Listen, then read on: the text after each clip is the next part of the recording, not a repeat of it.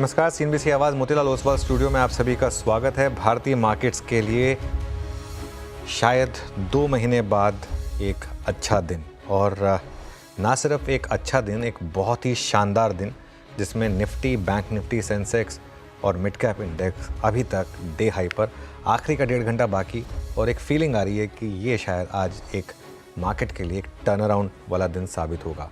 आज क्या, एक्चुअली कल शायद वो टर्न अराउंड हुआ और आज उसका एक कंफर्मेशन मिलती हुई। खैर, शो की शुरुआत करेंगे हेडलाइंस के साथ। महाराष्ट्र और झारखंड के नतीजों से पहले बाजार में लौटी तेजी की बहार। निफ्टी 350 पॉइंट से ज़्यादा चढ़कर 23,750 के निकला पार। रिलायंस, आईसीआईसीआई बैंक, एसबीआई और लार्सन एंड ट्यूब्रो ने भरा जोश। बैंक निफ्टी भी 600 पॉइंट दौड़ा। मिड कैप और स्मॉल कैप में भी रौनक।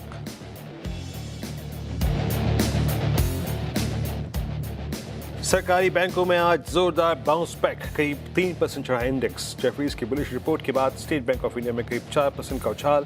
साथ ही रियल्टी शेयरों में भी अच्छी खरीदारी, 4 से 5% उछले गुजरात प्रॉपर्टीज और डीएलएफ। डॉलर की मजबूती से आईटी शेयरों में भी अच्छी खरीदारी। निफ्टी आईटी इंडेक्स करीब 1.5% ऊपर। टीसीएस, इन्फोसिस और एचसीएल टेक में 2% तक की तेजी। मिड कैप आईटी में खरीदारी की रफ्तार ज़्यादा, 6% के उछाल के साथ एफएनओ का टॉप गेनर बना इन्फो एज। अदानी ग्रुप के शेयरों में निचले स्तरों से अच्छी रिकवरी। अदानी एंटरप्राइजेस नीचे से करीब 10 तो अदानी पोर्ट्स करीब 8% सुधरा।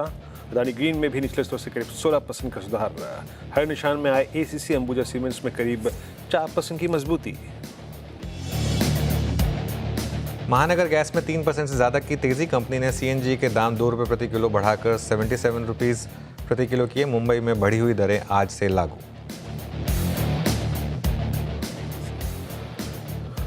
और सोमवार से शुरू हो रहे संसद के शीतकालीन सत्र में 5 नए बिल पेश कर सकती है सरकार। Shipping bill, Indian ports bill और मर्चेंट शिपिंग बिल लिस्ट में शामिल। साथ ही बैंकिंग लॉ अमेंडमेंट और वक्फ बिल भी पेश कर सकती है सरकार। सीएनबीसी आवाज़ की एक्सक्लूसिव खबर। ओके, चलिए फिर शो की शुरुआत करेंगे।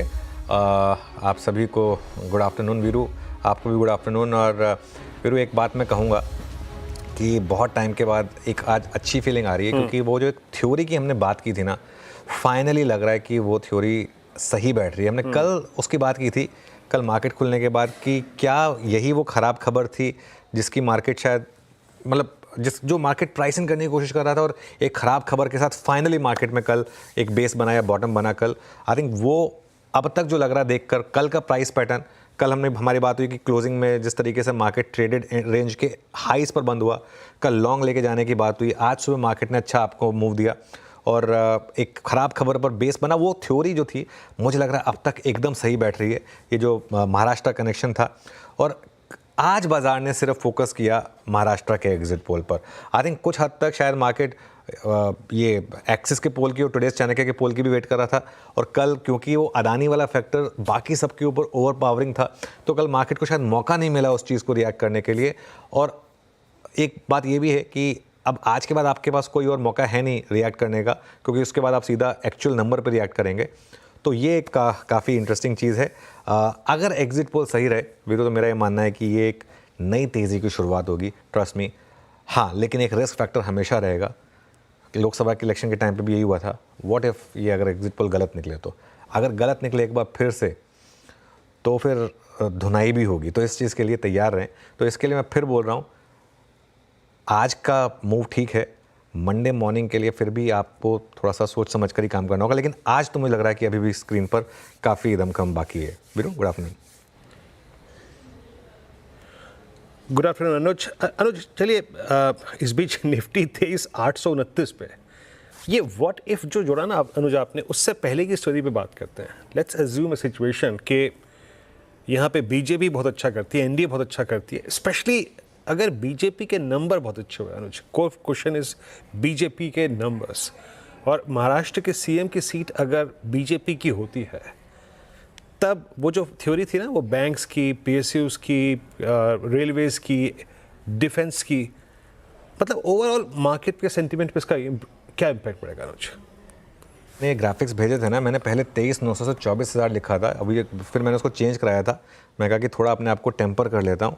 मेरा व्यू ये था कि अगर मार्केट ये प्राइसिंग कर रहा है कि बीजेपी जीतने वाली है, तो पहली बात तो आज ही आपको 23,800 से 23,900 दिख जाएगा। जब मैंने भेजा था तब हम 23,690 पर थे, लेकिन पिछले कुछ मिनटों में और ज़बरदस्त रैली हुई है, हम ऑलरेडी 23,800 पर आ गए। तो 23,800 से 900 की मेरी का एक व्यू था।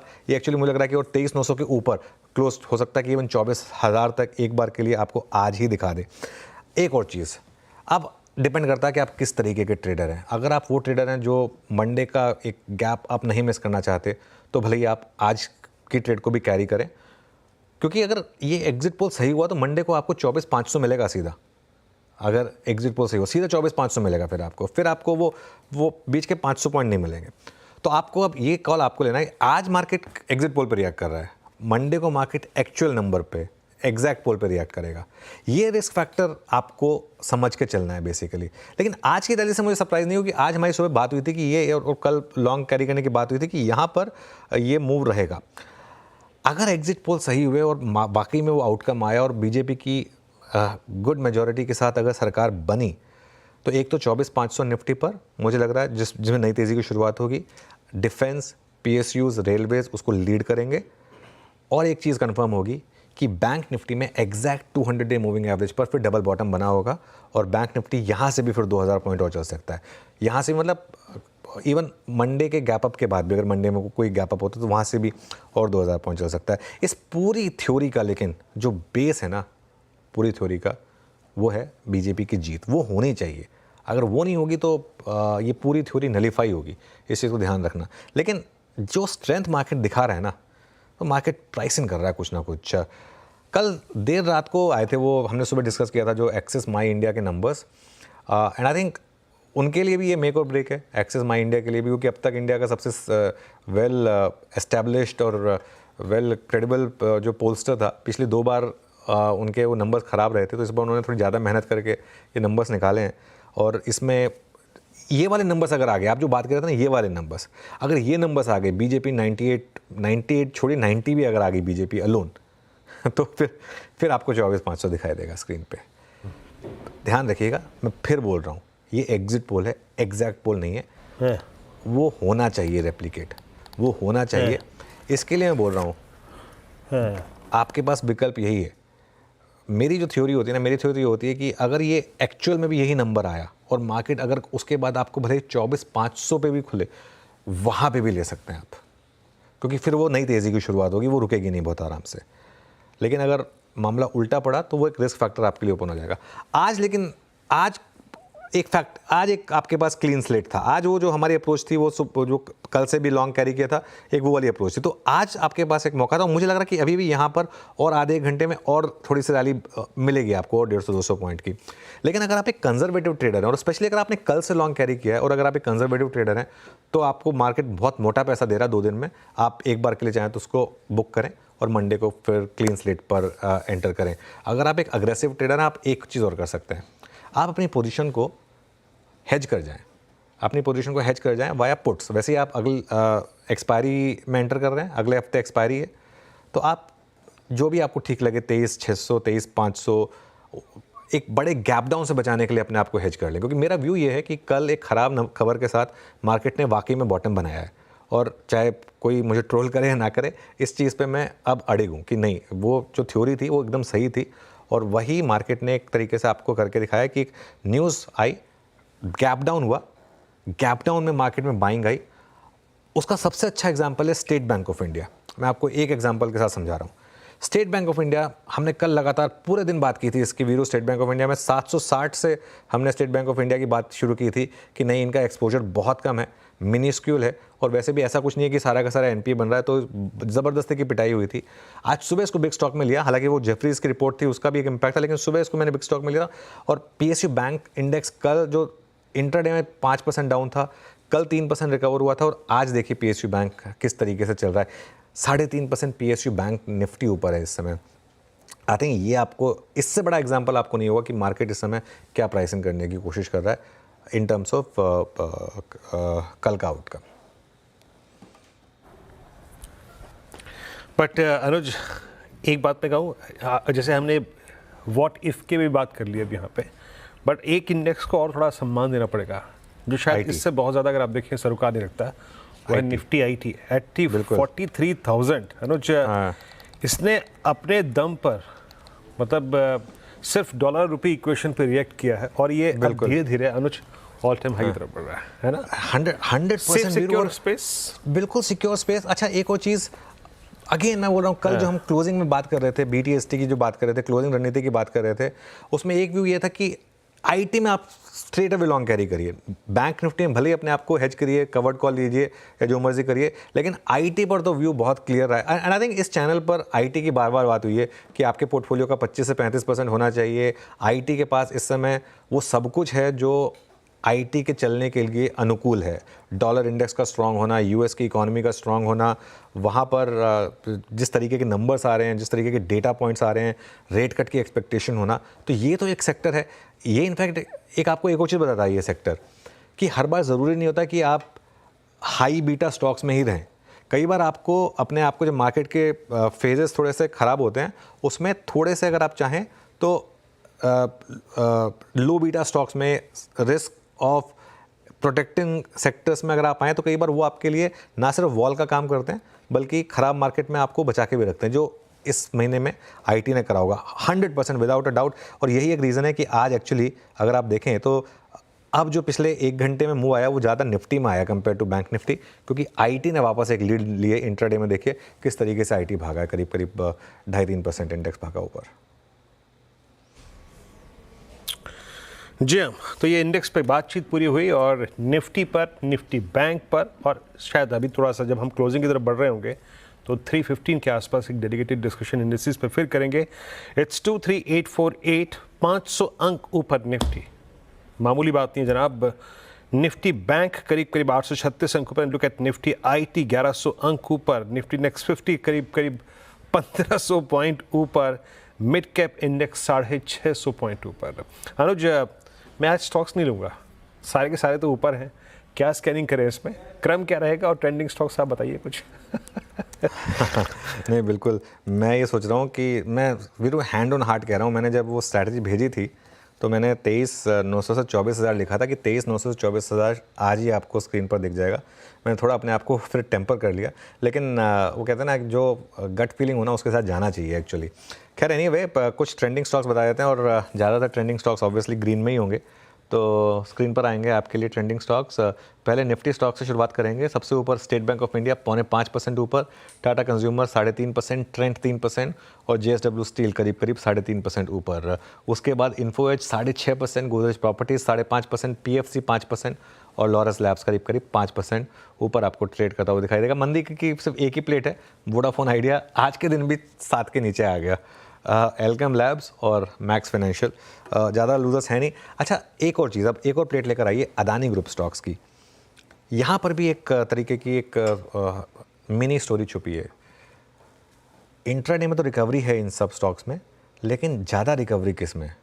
ज़्यादा रिकवरी है फंडामेंटली स्ट्रॉन्ग स्टॉक्स में, अदानी ग्रुप के, पोर्ट्स में, ACC में और अंबुजा में। इस पूरे ग्रुप में जो 3 स्टॉक्स हैं जो कैश जनरेटिंग मशीन्स जो हैं उनमें सबसे ज़्यादा स्ट्रेंथ है।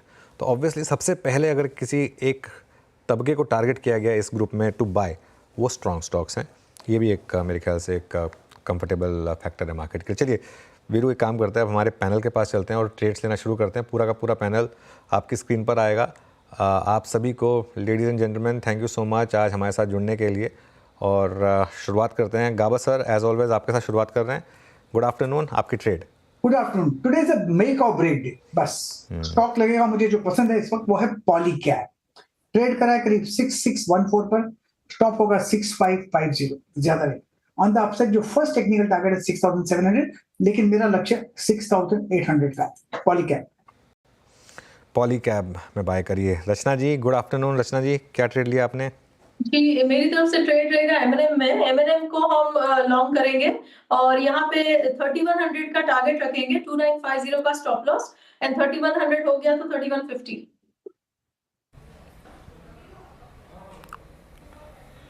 3031 पे M&M बाय है आपका। और चलते हैं कविता जी के पास। कविता जी, गुड आफ्टरनून, आपका ट्रेड इस वक्त का। Very good afternoon, Viren ji. So मेरा ट्रेड अभी बैंक निफ्टी पर एक ऑप्शन स्ट्रैटेजी आपके साथ शेयर करना चाहेंगे। इस लाइक स्टॉक्स काफी मूव कर गए हैं। निफ्टी में आईटी ने आज एक अच्छा परफॉर्मेंस दिया, मुझे लगता है बैंक निफ्टी पर एक कैचअप होना चाहिए। ये स्प्रेड स्ट्रैटेजी हमने हमारे क्लाइंट्स के साथ भी शेयर किया है, मैं लिटिल मॉडिफाई करी हूँ उसे एज ऑफ नाउ। 51,500 का आप कॉल ले सकते हैं बैंक निफ्टी का, जो कि अराउंड 279 है, और 52,500 का कॉल आप सेल करें लिटिल फार, जो कि अराउंड 35-36 है। सो रिस्क रिवॉर्ड रेशियो जो होगा, लॉस होगा आपको अराउंड 4,000 का maximum loss on this strategy, and maximum profit will be of 11,000-12,000 के आसपास आपका एक अच्छा प्रॉफिटेबल होगा। सो रिस्क रिवॉर्ड रेशियो काफी फेवरेबल है 1:3 का, और आप हेज्ड होके जाएंगे। सो बैंक निफ्टी की एक ऑप्शन स्ट्रैटेजी पर आप एक काम कर सकते हैं। ओके, आप बैंक निफ्टी पे बुलिश हैं इस वक्त, और जो बात कही आपने वो उसके मुताबिक वो जो डिफरेंशियल है बिटवीन निफ्टी की प्राइस परफॉर्मेंस, निफ्टी आईटी की परफॉर्मेंस वर्सेस निफ्टी बैंक, वो डिफरेंशियल बैंक निफ्टी पूरा करेगा। 51,500 की कॉल जरा पेयर रख दीजिएगा, ये बाय करके 52,500 की कॉल यहाँ पे आपको बेचनी है, स्प्रेड क्रिएट करनी है यहाँ पर। ओके, मानस, गुड आफ्टरनून, आपका ट्रेड। गुड आफ्टरनून वीरेन जी। तो देखिए, आईटी स्पेस के साथ ही रहेंगे। एचसीएल टेक पे खरीदारी करने की राय रहेगी। एक बड़ा कंसोलिडेशन था, 1590 पे स्टॉक ने काफी बार रेजिस्टेंस फेस किया, लेकिन आज के पैटर्न को देख लग रहा है कि 1590 का लेवल स्टॉक ब्रीच कर जाएगा। करंट लेवल्स पे एचसीएल टेक में खरीदारी करने की राय रहेगी। 1864 के स्टॉप लॉस से खरीदारी करेंगे, और 1940 के टारगेट सेट करेंगे एचसीएल टेक में। ये कैश लेवल्स हैं। अगर चाहे तो 1900 वाला कॉल ऑप्शन ले सकते हैं। 14-15 रुपीज पे ट्रेड हो रहा है। इसमें आपको स्टॉप लॉस 6 रुपए का लगाना है, और टारगेट 40 रुपए 40 रुपीज के सेट करने हैं एचसीएल टेक के 1900 के कॉल ऑप्शन। सुबह वैसे बाय द वे वीरू, आपको याद होगा हमने बैंक निफ्टी पर डिटेल डिस्कशन भी किया था, और वो कॉल्स मैसिव रही होंगी। वो जो आई थिंक हमने शिल्पा जी से और प्रशांत जी से डिस्कस की थी बैंक निफ्टी की कॉल्स, क्योंकि फीलिंग आ रही थी सुबह देखकर कि आज बैंक निफ्टी में वो 1000 पॉइंट की रैली वाला दिन है, और ये फिनोमिनल है। निफ्टी बाय द वे 23,861, और अब तो 23,924,000 की तरफ भी बढ़ रहे हैं हम। 500 पॉइंट अब निफ्टी ऊपर है, तो ज़बरदस्त तेज़ी इस समय आपको दिखाई दे रही है। ये यहाँ रुकने वाली नहीं है। आज ना वो नहीं होगा वीरू जो ट्यूसडे को हुआ था। जो ट्यूसडे को हुआ था ना कि 2:30 से 3:30 के बीच में मार्केट जो एकदम से कोलैप्स हो गया था, आज वो नहीं होने वाला है। आज मार्केट का मूड माहौल कम्प्लीटली अलग है।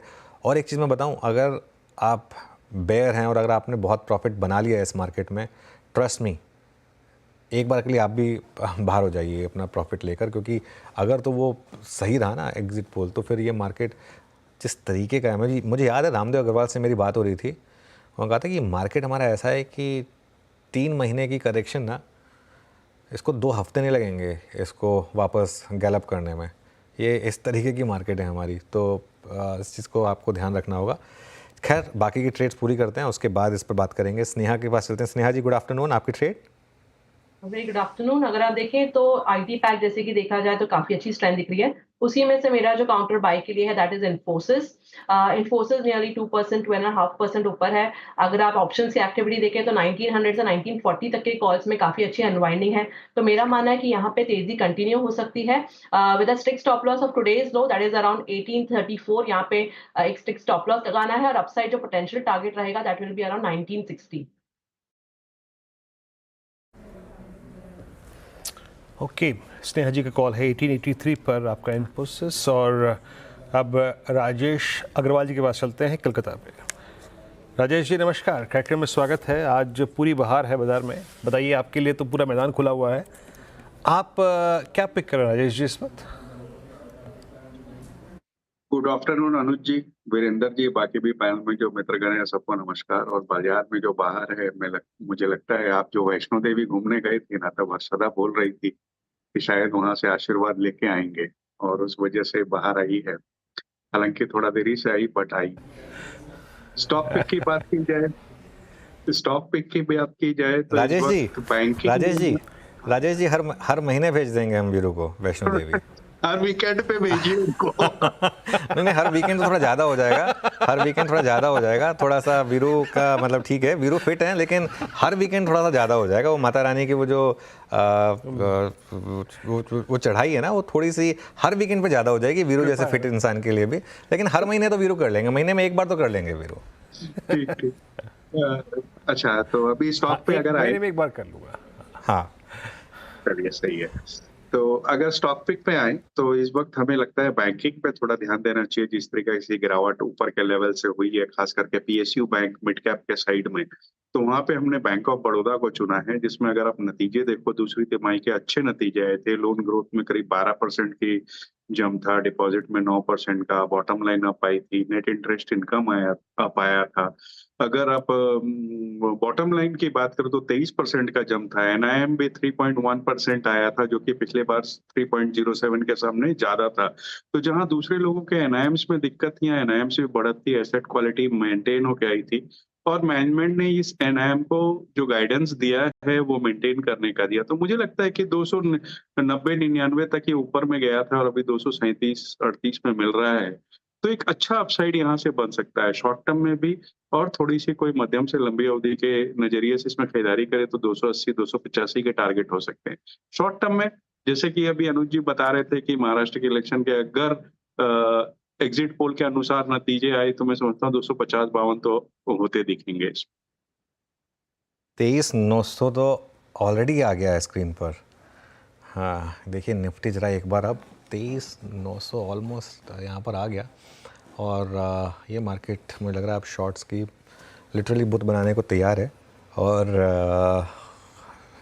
एक काम करते हैं, एक बार ज़रा, खैर अब थोड़ा भले ही डेट हो गया वो मामला, 24,000 की कॉल देखते हैं एक बार। 24,000 की कॉल 156 पर नहीं, मेरे ख्याल से अब थोड़ा प्रीमियम बहुत ज़्यादा हाई हो गया है, क्योंकि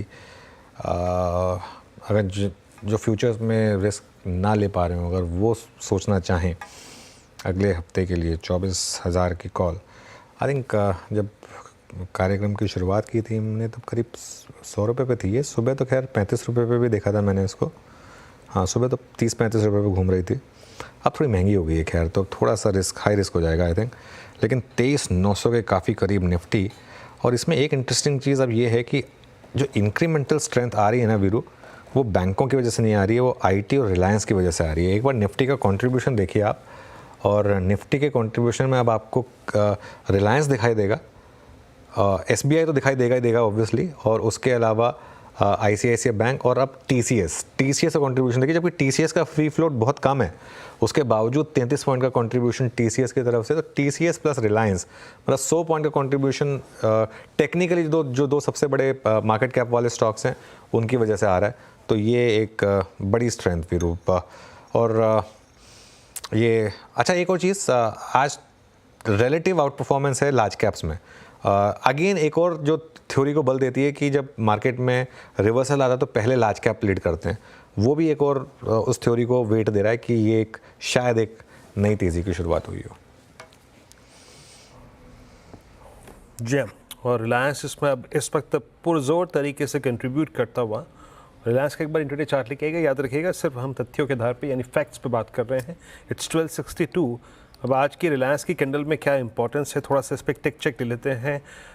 मानस, आपकी रीडिंग क्या कह रही है रिलायंस पे? सुबह ये पहला ट्रेड मैंने जो पकड़ा था रिलायंस पे, मेरे ख्याल से आशीष पैती जी के साथ।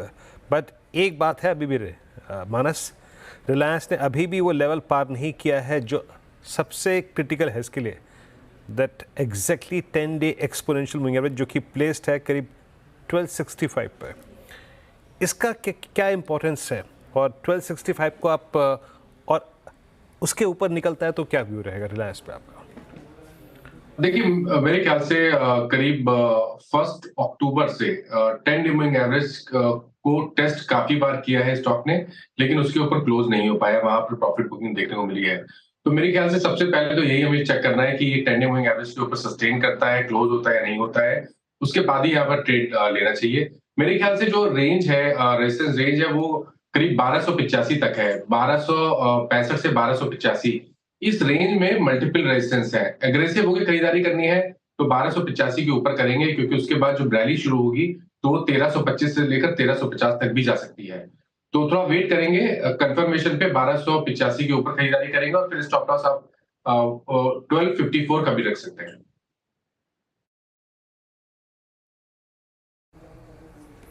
जी 1254 तक का 1294 तक का टारगेट रख सकते हैं। और रिलायंस इस वक्त डे हाई पर, मीनवाइल बैंक निफ्टी करीब 51,220 पे। कुछ ऐसे स्टॉक्स लेके आइए जो कि अब और थ्रस्ट जनरेट कर रहे हैं। मेरे ख्याल से प्रकाश सर की जो सुबह एक कॉल थी, मतलब नंबर्स के बाद अपोलो हॉस्पिटल थोड़ा सिंक हुआ था, उसके बाद एक पुल बैक आया। और प्रकाश सर वो जो कॉल ली थी ना आपने, इट्स 6928, मैं सर इसलिए ये कह रहा हूँ क्योंकि जो मेरे सिस्टम में एक मार्क है जिसमें वो 20 डेमा वाले स्टॉक्स आते हैं।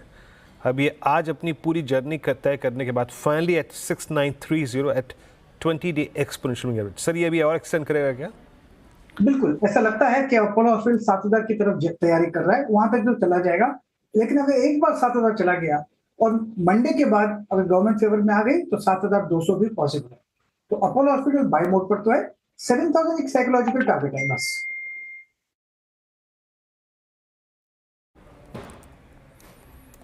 ओके अपोलो हॉस्पिटल्स ये अच्छा करता हुआ, तो क्या क्या मार्क किया हमने? मैं 2-3 स्टॉक्स मार्क कर लूँ, फिर उसके बाद आगे बढ़ेंगे। रिलायंस हो गया, देन अपोलो हॉस्पिटल्स हो गया, इसके बाद एक स्टॉक और लेके आइए जो आपकी स्क्रीन पे इस वक्त वाइल्ड तरीके से घूम रहा है। मतलब मैं उन स्टॉक्स पे फोकस कर रहा हूँ जहाँ पे शॉर्ट कवरिंग आ रही है।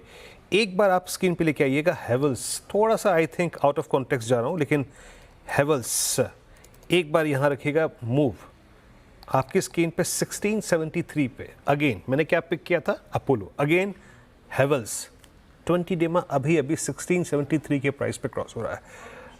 इस पर व्यू लेता हूँ मैं रचना जी का। Rachna ji, a typical pull back, a trade I think जो कि fuelled with I think short covering. आपका व्यू क्या है इस वक्त हेवल्स पे? जी मेरी नजर भी उस पे जा रही थी। ये काउंटर ने रेजिस्टेंस जो अभी रिसेंटली है, जैसे आपने पॉइंट किया, वो निकाला है 20 पीरियड का, तो अब ऊपर की साइड काफी ज्यादा एरिया अवेलेबल है उसके पास जो बहुत क्लीन है। तो करीब करीब 1705 तक का एरिया अवेलेबल है फ्यूचर्स पे, जहां तक वो जा सकता है। अगर ये रैली एक्सटेंड हुई तो हेवल्स हमें 1705 के नंबर जरूर दिखा सकता है। बात करते हैं दो लार्ज स्टॉक्स की जो आपने कंट्रीब्यूशन में देखे, जिन्होंने बहुत बड़ा इम्पैक्ट डाला है आज। सबसे बड़ा कंट्रीब्यूटर रिलायंस और नंबर 2 पर ऑलमोस्ट SBI। दोनों स्टॉक्स में आज सुबह बड़ी ब्रोकरेज रिपोर्ट्स के बाद बड़ी तेज़ी आई। SBI को तो इनफैक्ट हमने आज सुबह और कल दोपहर को ही मेंशन किया था और सुबह बिग स्टॉक्स में मेंशन किया था। लेकिन यतिन से जानते हैं कि एग्जैक्टली क्या था इन रिपोर्ट्स में। Yatin, good afternoon. Good afternoon. और दो बड़ी रिपोर्ट्स आई हैं रिलायंस इंडस्ट्रीज़ पे आज। और सबसे पहले बात करें तो मॉर्गन स्टैनली, ये लोग ओवरवेट हैं स्टॉक पे, टारगेट है 1662। और JP मॉर्गन की भी ओवरवेट कॉल है, टारगेट है करीब 1470 रुपये। और तथ्य दोनों रिपोर्ट्स का एक ही है, जिस हिसाब से रिफाइनिंग मार्जिन्स में आपको इंप्रूवमेंट आता हुआ दिखाई पड़ रहा है, आगे जाके फ्री कैश फ्लो में ये कंट्रीब्यूट करेगा। इनफैक्ट ग्लोबली हमने देखा है कि बहुत सारी रिफाइनिंग कैपेसिटी जो है वो परमानेंटली शट डाउन हो रही है, जिसका बेनिफिट रिफाइनिंग मार्जिन्स और रिलायंस इंडस्ट्री जैसी कंपनी को हो सकता है। JP मॉर्गन की अगर हम माने तो कहीं ना कहीं जो रिटेल में कम ग्रोथ आई है उससे स्ट्रीट डिसअपॉइंटेड ज़रूर है, लेकिन जो स्टॉक में करेक्शन है और जिस हिसाब से रिटेल बिजनेस के वैल्यूएशन जो बाजार में दिखाई पड़ रहे हैं वो काफ़ी आकर्षक हो चुके हैं और इसीलिए वो स्टॉक पे ओवरवेट बन के चल रहे हैं। तो ये रिलायंस इंडस्ट्रीज़ की बात हुई। इसके अलावा SBI की बात करें तो आज जेफरीज ने खरीदारी की सलाह दी है, टारगेट है 1030। और जिस हिसाब से सेकेंड हाफ में आपको एसेट क्वालिटी में इंप्रूवमेंट दिखेगी, रिकवरीज में इंप्रूवमेंट दिखेगी, उसका बेनिफिट कंपनी की प्रॉफिटेबिलिटी पे होगा। इसके अलावा जो रेट कट एंटिसिपेटेड है बाजार में H2 में, उससे भी कंपनी की ट्रेजरी इनकम और ओवरऑल यील्ड्स बढ़ने की उम्मीद है। तो दोनों ही रिलायंस इंडस्ट्रीज और SBI आज ब्रोकरेजेस के रडार पे हैं पॉजिटिव साइड पे। बिल्कुल, बहुत बहुत शुक्रिया आप यतिन। राजेश जी, रिलायंस पर क्या व्यू होगा? अब एक ऐसा स्टॉक जिसने लिटरली जो मार्केट में करेक्शन आई उसका सबसे बड़ा फैक्टर था, लिटरली मार्केट की कमर तोड़ी जिस स्टॉक ने। रिलायंस में अनुज जी हम लोग बहुत बुलिश लगातार रहे हैं, आपके साथ भी कई बार चर्चा हुई रिलायंस की, लगातार रिकमेंड किए। और अगर रिलायंस जैसा स्टॉक जो अगर एक्स बोनस की बात की जाए, क्योंकि कम बोनस 3200 के आसपास था, एक्स बोनस 1600 अगर मैं पकड़ता हूँ तो लगभग 25% का करेक्शन आपको देता है। तो मुझे लगता है कि ये आपको एक एक अपॉर्चुनिटी थी स्टॉक को एक्यूमुलेट करने की। आज की डेट में भी अपॉर्चुनिटी है, कोई बहुत देर नहीं हुई है। अगर आप देखो तो ओटीसी बिजनेस जो ग्लोबल एनवायरनमेंट के कारण से दिक्कत में आया था, जो अब सुधरता हुआ नजर आएगा। लेकिन उसके अलावा अगर आप देखो आरपुल्स जो जियो के 181 रुपया 70 पैसा लगातार 2-3 क्वार्टर से बने हुए थे, वो जम करके 195 चले गए। आने वाले दिनों में जिस तरीके के 5G वगैरह की टैरिफ हाइक हो रही है, वहां से बढ़त की उम्मीद है। 18,946 रिटेल स्टोर्स है, फुटफॉल में बढ़त देखी गई है। और मुझे लगता है कि इतने बड़े केपेक्स और इतनी उनके खर्चों के बावजूद अगर बैलेंस शीट कंफर्टेबल लेवल में है, तो ये स्टॉक ऐसा है जो आपको कम से कम 1.5-2 साल के लिए अपने पोर्टफोलियो में रखना है। क्योंकि हमारे ये उम्मीद है कि आज नहीं तो कल कुछ समय बाद कभी भी इनका जो कॉर्पोरेट एक्शन अनाउंस होगा डीमर्जर का या आईपीओ का, इन दोनों सब्सिडीज का, तो एक बहुत बड़ी री रेटिंग स्टॉक में हो जाएगी। तो ये बिल्कुल खरीदारी का मौका है। बस नजरिया आपको 1.5 से 2 साल का रखना है। जी आप याद रखिएगा, since it's a buy call, यहाँ पर एक डिस्क्रिप्शन आपकी स्क्रीन पे है। इस चैनल का स्वामित्व और प्रबंधन रिलायंस इंडस्ट्रीज़ होल्ड करते हैं, तो प्लीज़ जो भी राय इस चैनल पे व्यक्त की गई है उसको अपने निजी सलाहकार से भी ज़रूर एक बार डिस्कस करें। मीनवाइल इस पैनल में अब अमित से जुड़ चुके हैं। Amit, good afternoon. बहुत ही प्रॉस्पेरस आफ्टरनून, एक स्ट्रॉन्ग मूव बाजार में, बताइए क्या ग्रिप कर रहे हैं आप इस वक्त? जी good afternoon Virendra ji, good afternoon Anuj ji and everybody on the panel. Virendra ji, मेरा इस समय का ट्रेड रहेगा एलटीआई माइंडट्री। यहाँ पे स्ट्रक्चर पॉजिटिव है, स्टॉक ने अपने सारे की रेजिस्टेंसेस क्रॉस कर लिए हैं। आज की कैंडल काफी बुलिश है और एक इसका स्विंग आया था लगभग 6040 के आसपास, वो भी रेजिस्टेंस स्टॉक ने क्रॉस कर लिया है। तो इसकी ट्रैजेक्टरी अपसाइड में there is no resistance, immediate resistance visible, तो इसे बाय करें। 6000 स्टॉप लॉस रहेगा और 6300 तक के टारगेट्स रहेंगे एलटीआई माइंडट्री में।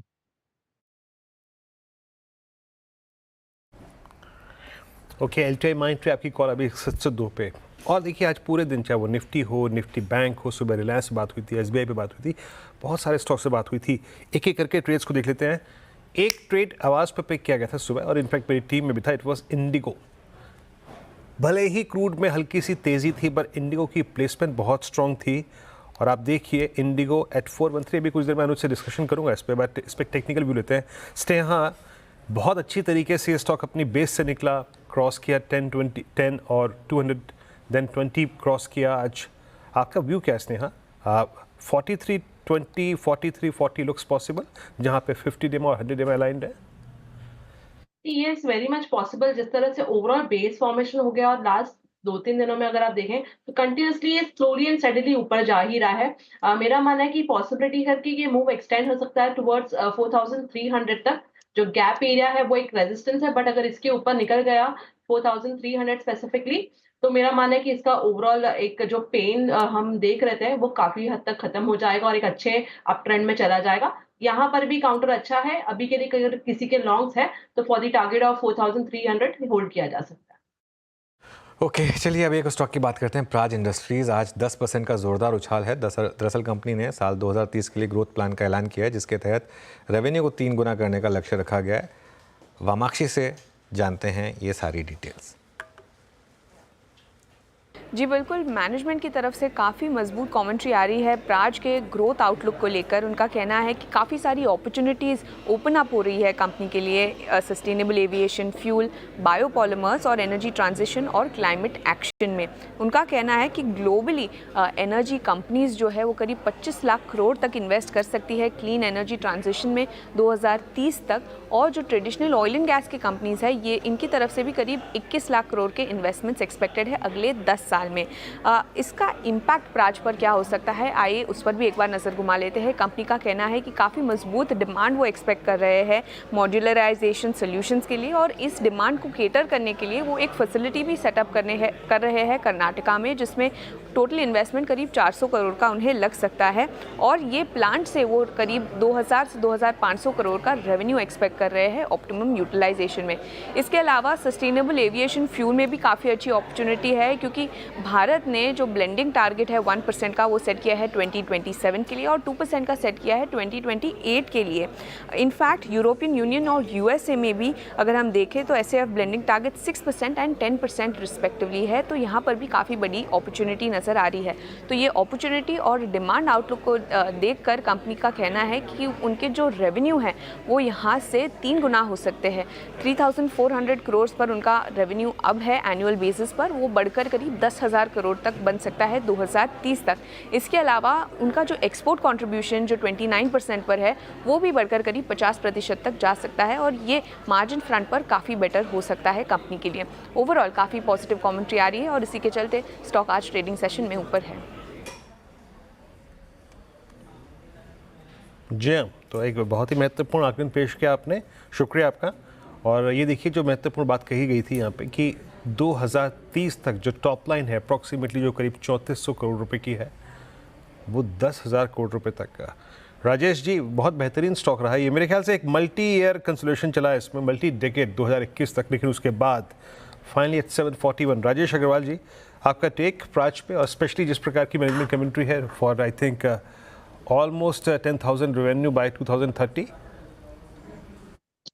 देखिए सही में कमेंट्री बहुत अच्छी है। 3400 करोड़ का रेवेन्यू है जिसके सामने 10,000 की बात कर रहे हैं 2030 तक, तो ये अपने आप में बहुत पॉजिटिव है। दूसरे उस कमेंट्री में ये भी कहा गया था कि जो एक्सपोर्ट का कंट्रीब्यूशन अभी टोटल रेवेन्यू में करीब करीब 29% का है, उसे वो 50% तक कर देंगे। तीसरे, इथेनॉल की जो मिक्सिंग की अगर कंट्रीब्यूशन बढ़ा दिया जाता है तो वो भी एक पॉजिटिव होगा। तो न केवल प्राज बल्कि मैं समझता हूँ कि इस क्षेत्र के इंडिया ग्लाइकोल और प्राज ये दोनों ही ऐसे स्टॉक है जो आपको मध्यम अवधि में अच्छे पैसे दे सकते हैं। ओके, चलिए मैं प्राज और इंडिया ग्लाइकोल्स दोनों पर नज़र रख सकते हैं आप। अब बात करते हैं एक हमारी सेगमेंट की, बुल अभी ज़िंदा है। जी हाँ, भले ही मार्केट में पिछले कुछ महीनों में गिरावट रही है और सेंटिमेंट ख़राब रहा हो, लेकिन है तो ये बुल मार्केट ही और इसमें ये एक करेक्शन है। और आज हम डिस्कस करेंगे कुछ बड़ी ब्रोकरेज रिपोर्ट्स जिन पर काफ़ी पॉजिटिव व्यू लिए गए हैं इंडिया के ऊपर। तो आपको यतिन दिखाई देंगे स्क्रीन पर और आपको श्रेया भी दिखाई देंगी। पहले यतिन के पास चलते हैं, HSBC और सिटी का क्या व्यू है, उसके बाद श्रेया के पास चलेंगे गोल्डमैन और CLSA के व्यू को लेकर। लेकिन यतिन, आप शुरुआत करिए। बिल्कुल, और पिछले जो 10 दिन में ब्रोकरेज रिपोर्ट्स आई हैं, स्ट्रैटेजी रिपोर्ट्स आई हैं, उनमें फॉरेन जो ब्रोकरेज रिपोर्ट्स हैं वो इंडिया पे अभी भी काफ़ी ओवरवेट और बुलिश दिखाई पड़ रही हैं। इनफैक्ट अगर हम HSBC की बात करें तो उनको सेंसेक्स का 2025 साल का जो एंड टारगेट है वो लग रहा है 90,520, यानी लगभग 15% अपसाइड उनको दिखाई पड़ रही है। इनफैक्ट इनको लगता है कि जो H2 का रिकवरी जोन है वो काफ़ी शानदार रहेगा। Q2 के रिजल्ट्स ने कहीं ना कहीं थोड़ी बहुत निराशा दी है, लेकिन आगे आने वाले सेकेंड हाफ में उनको लगता है कि अर्निंग्स मोमेंटम पिकअप होगा। इनफैक्ट इनको लगता है कि मिड और स्मॉल कैप कंपनीज के अर्निंग्स 30% और लार्ज कैप कंपनीज के अर्निंग्स लगभग 12% साल दर साल बेसिस पे बढ़ते हुए नज़र पड़ सकते हैं। इनफैक्ट थोड़ा बहुत स्लो डाउन हुआ है, उसके बावजूद इंडिया एक गोल्डन स्पॉट पे है जहां ग्लोबल ग्रोथ के मुकाबले काफ़ी शानदार आपको कमाई के मौके मिल सकते हैं। इसके अलावा अगर हम सिटी की बात करें तो उनका निफ्टी का 1 ईयर टारगेट है लगभग 25,000 का, जो करंट मार्केट प्राइस से लगभग 5% ऊपर है। और अगर हम निफ्टी के वैल्यूएशन की बात करें तो 5 साल के जो एवरेज है उसके आसपास आता हुआ नज़र पड़ा है ये करेक्शन के बाद। इनफैक्ट सिटी को लगता है कि ये करेक्शन खरीदारी का मौका है। और अगर हम सेक्टर्स की बात करें तो उनको लगता है सीमेंट जैसे काउंटर्स में काफ़ी अच्छे बाइंग अपॉर्चुनिटीज़ मिलेंगी। रामको सीमेंट जैसे काउंटर्स पे वो बुलिश हैं। जुबलेंट फूडवर्क्स और देवयानी जैसे काउंटर्स पे भी उनकी नज़र है। की ओवरवेट्स की अगर हम बात करें तो बैंकिंग, टेलीकॉम और फार्मा क्षेत्र पे वो काफ़ी बुलिश है। हालांकि IT और मेटल्स पे वो अभी भी अंडरवेट है। बिल्कुल, तो ये इस समय कुछ व्यू मार्केट्स पर और कुछ सेक्टर्स जहाँ पर ब्रोकरेजेस पॉजिटिव हैं। दो और बड़ी ब्रोकरेजेस की बात करते हैं, गोल्डमैन सैक्स और CLSA। इनका क्या नज़रिया है, इसके लिए श्रेया के पास चलते हैं। Shreya, good afternoon. Good afternoon everyone. तो बाजार के इस माहौल में बड़ी ब्रोकरेज फर्म गोल्डमैन सैक्स ने एक बड़ी भविष्यवाणी की है बाजार को लेकर, और गोल्डमैन सैक्स का मानना है कि 3 महीने के अंतरकाल में ही निफ्टी जो है वो 24,000 के स्तर को टच कर जाएगा। लेकिन हालांकि आज जिस तरीके से बाजार ने रिकवरी दिखाई है और जो रैली हमें देखने को मिल रही है, ये आंकड़े ज़्यादा दूर दिखाई नहीं दे रहे। साथ ही ब्रोकरेज फर्म का ये भी मानना है कि 12 महीने में यानी कि 2025 के अंत तक निफ्टी में 15% तक की रिकवरी देखी जा सकती है, यानी कि 2025 के अंत तक निफ्टी जो है वो 27,000 के स्तर को छू सकता है। साथ ही ब्रोकरेज फर्म ने कुछ सेक्टर्स भी गिनाए हैं जिनमें पैसे बनाने की उम्मीद जताई जा रही है। इन सेक्टर्स की बात की जाए तो एक्सपोर्ट सेक्टर है, आईटी, फार्मा ऐसे सेक्टर्स हैं जहां पे कमज़ोर रुपए का असर देखा जा सकता है और यहाँ पे इन सारे सेक्टर्स को निवेशकों को रडार पे रखने की सलाह दी गई है। इसके अलावा भी एग्रीकल्चर, फार्मा जैसे सेक्टर्स गोल्डमैन सैक्स ने सुझाए हैं। और इसके पीछे की वजह की बात करें तो फर्म का मानना है कि मजबूत balance sheet, high revenue outlook और पॉजिटिव ईपीएस चेंजेस के कारण ये सारे सेक्टर्स अभी पॉजिटिव नजर आ रहे हैं गोल्डमैन सैक्स को। ये तो बात हुई गोल्डमैन सैक्स की। अब रुख करते हैं सीएलएसए की रिपोर्ट के ऊपर। सीएलएसए का क्या मानना है वो मैं आपको बताती हूँ।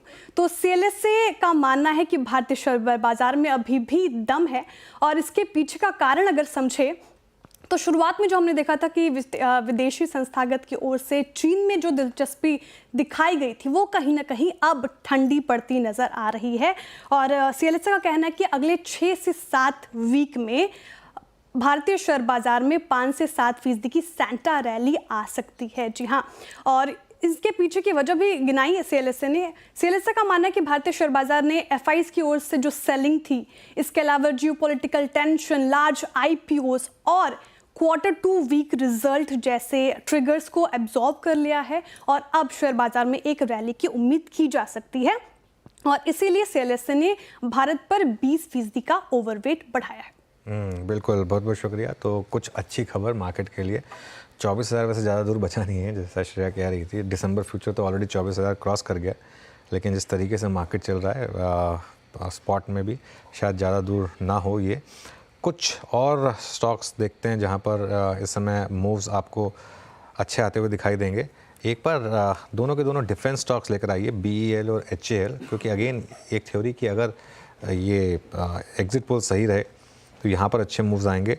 मुंबई बेस्ड रियल एस्टेट कंपनियाँ गोदरेज प्रॉपर्टीज़ और ओबेरॉय रियल एस्टेट, इन पर नज़र रखिए क्योंकि बात महाराष्ट्र इलेक्शंस की हो रही है और बात पॉलिसी कंटिन्यूटी की हो रही है। ये स्टॉक्स में आप देखिए अच्छे मूव्स आ रहे हैं। इनफैक्ट इस पर बात कर लेते हैं एक बार। राजेश जी, कोई व्यू आपका इन दोनों स्टॉक्स पर, गोदरेज या ओबेरॉय रियल्टी पर? देखिए, दोनों में अच्छी खासी करेक्शन देखी गई है। प्रॉपर्टी रियल्टी है जो स्पेस में किसी को निवेश करना हो तो मैं समझता हूँ गोदरेज, शोभा, आपके आदित्य बिरला रियल एस्टेट जो अगेन बॉम्बे में बड़े प्रोजेक्ट्स हैं, पुणे में बड़े प्रोजेक्ट्स हैं, तो महाराष्ट्र में वो भी अफेक्टेड हो रहे हैं अगर अच्छे नतीजे आते हैं तो मुझे लगता है कि वहां पे ध्यान बिल्कुल देना चाहिए। कई खबरें ऐसे निकल के आई पिछले दिनों की जो प्रीमियम प्रोजेक्ट्स थे वो हाथों हाथ बिक गए, प्री लॉन्चिंग में ही बिक गए। तो जिस तरीके की डिमांड निकल करके आ रही है खास करके अल्ट्रा लग्जरी प्रोजेक्ट्स की, वो इन कंपनीज के लिए जो कि ब्रांडेड प्लेयर्स हैं, बड़े प्लेयर्स हैं, उनके लिए थोड़ा सा बेनिफिट देती है। तो इस पूरे स्पेस में अगर कोई चुनना हो फर्स्ट नंबर पे तो हमारी पसंद इस वक्त आदित्य बिरला रियल एस्टेट जो पहले सेंचुरी टेक्सटाइल्स के नाम से जानी जाती थी वही है। उसके अलावा अगर कहीं पर ध्यान देना हो तो गोदरेज प्रॉपर्टीज।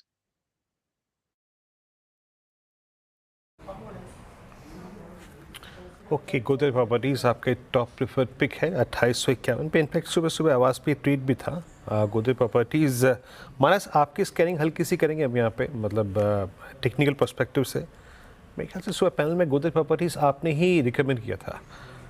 आपका प्रेफर्ड स्पेस क्या है, स्टॉक क्या है इस वक्त रियल एस्टेट में, मानस? तो देखिए, मॉर्निंग में गोदरेज प्रॉपर्टीज की बात हुई थी। 2900 रुपए तक के टारगेट मैंने मेंशन किए थे। मेरे ख्याल से वो टारगेट बिल्कुल अचीव हो सकते हैं, लेकिन यहाँ पर अपना स्टॉप लॉस जरूर अब रिवाइज करके 28-24 कर लें। इसके अलावा अगर हम बात करें तो मेरे ख्याल से ओबेरॉय रियल्टी भी एक बढ़िया स्टॉक हो सकता है। स्टॉक बिल्कुल सही जगह है जहां से रिवर्सल देखने को मिल सकता है। केवल एक ब्रेकआउट का इंतजार है 1980 के ऊपर। ओबेरॉय रियल्टी में भी खरीदारी करनी चाहिए 1920 के स्टॉप लॉस से 2050 की टारगेट के लिए। लेकिन अगर एक स्टॉक चूज करना होगा तो वो अभी भी गोदरेज प्रॉपर्टीज ही रहेगा।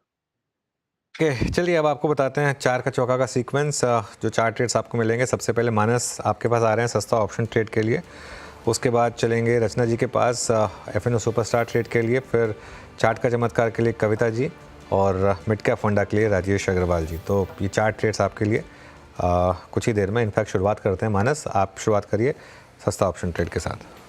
तो देखिए, आईटी स्पेस पे मेरा ध्यान है। एचसीएल टेक की मैंने बात की थी और अब मेरे ख्याल से इन्फोसिस पे भी ध्यान देना चाहिए।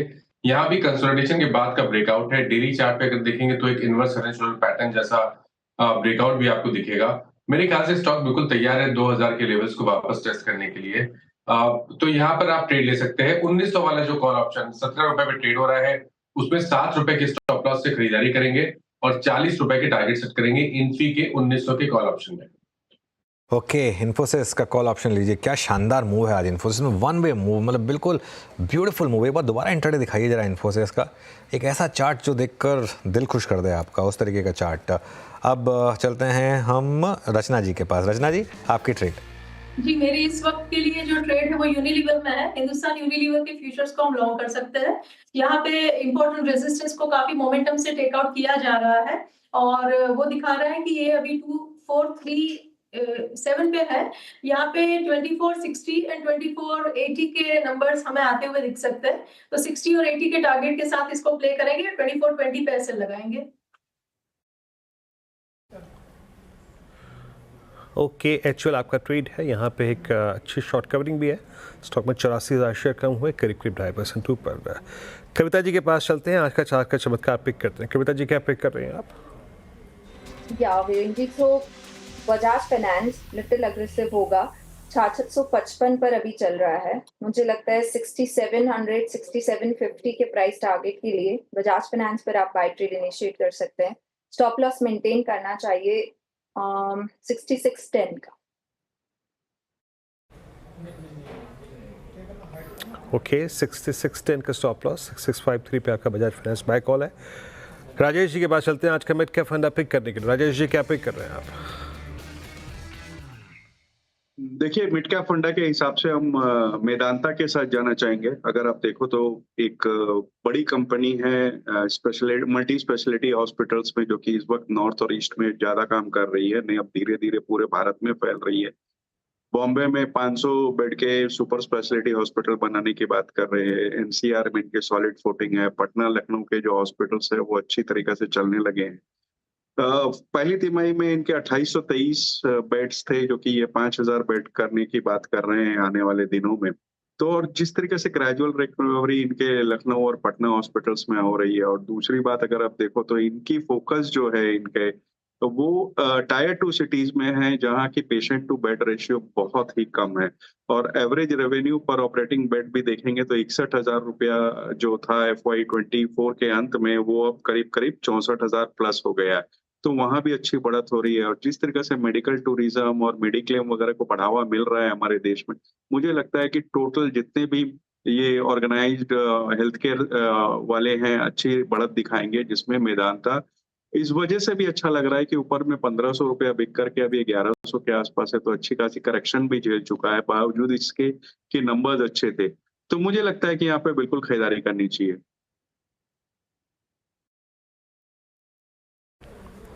ओके, ग्लोबल हेल्थ 1105 पे आपका आज का मिड कैप फंड है। शुरुआत की थी हमने श्रृंखला की आज मानस जी के ट्रेड से, सस्ता ऑप्शन उनका ट्रेड पिक किया गया था। आज इन्फोसिस की 1900 की call for a possible target of 40, माफ कीजिएगा, 7 रुपये का स्टॉप लॉस।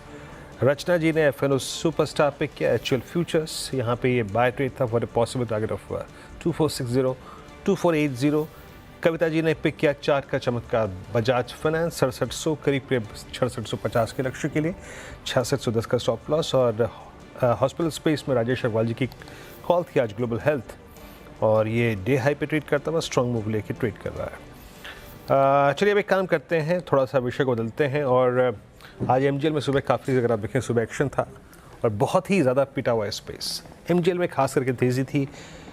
क्यों थी ये तेज़ी और कारण क्या था, कंचन से बात करते हैं। कंचन, एग्जैक्ट रीज़न? इलेक्शन ख़त्म जी, दाम ऊपर, इलेक्शन 72 घंटे बाद ये दाम में हमें बढ़ोतरी देखने को मिली है। MGL ने बेसिकली CNG के दाम में 2 रुपए की बढ़ोतरी कर दी है और जो नया प्राइस हो गया है वो हो गया है 77 रुपीज। आपको बता दें कि अब इसमें भी आपको कोई टाइमलाइन नहीं मिलने वाली है, बिकॉज जो बढ़ोतरी है वो आज से ही लागू हो गई है। तो कहीं ना कहीं लोगों के लिए थोड़ी सी बुरी खबर तो बनके सामने आई है। इससे पहले की बात करी जाए तो ये 1.5 रुपए की बढ़ोतरी जुलाई में भी की गई थी। अब इनका मानना यह है कि जो सिटी गैस डिस्ट्रीब्यूशन है उनके लिए जब से APM गैस का जो एलोकेशन एलोकेशन है उसमें कटौती हुई है, उसके बाद ये हमें बदलाव देखने को मिला है। इसका उसके बाद हो सकता है कि जो जितनी भी कंपनीज है वो अपने प्राइस में 8 से 10% का इजाफा करती हुई नजर आए। साथ ही साथ ये ऐसा इसलिए किया गया है ताकि जो प्राइस का प्रेशर बनता हुआ दिखाई दे रहा है उसको कहीं ना कहीं मिटिगेट किया जा सके। अभी तो एमजीएल ने किया है, ऐसा भी हो सकता है कि आईजीएल भी आगे चल के हमें कुछ ऐसी खबरें दे दे। जी हाँ, तो भले ही शेयर ऊपर हो करीब करीब 34 रुपये ऊपर, लेकिन शायद कारण जो है वो आपको पसंद ना आए।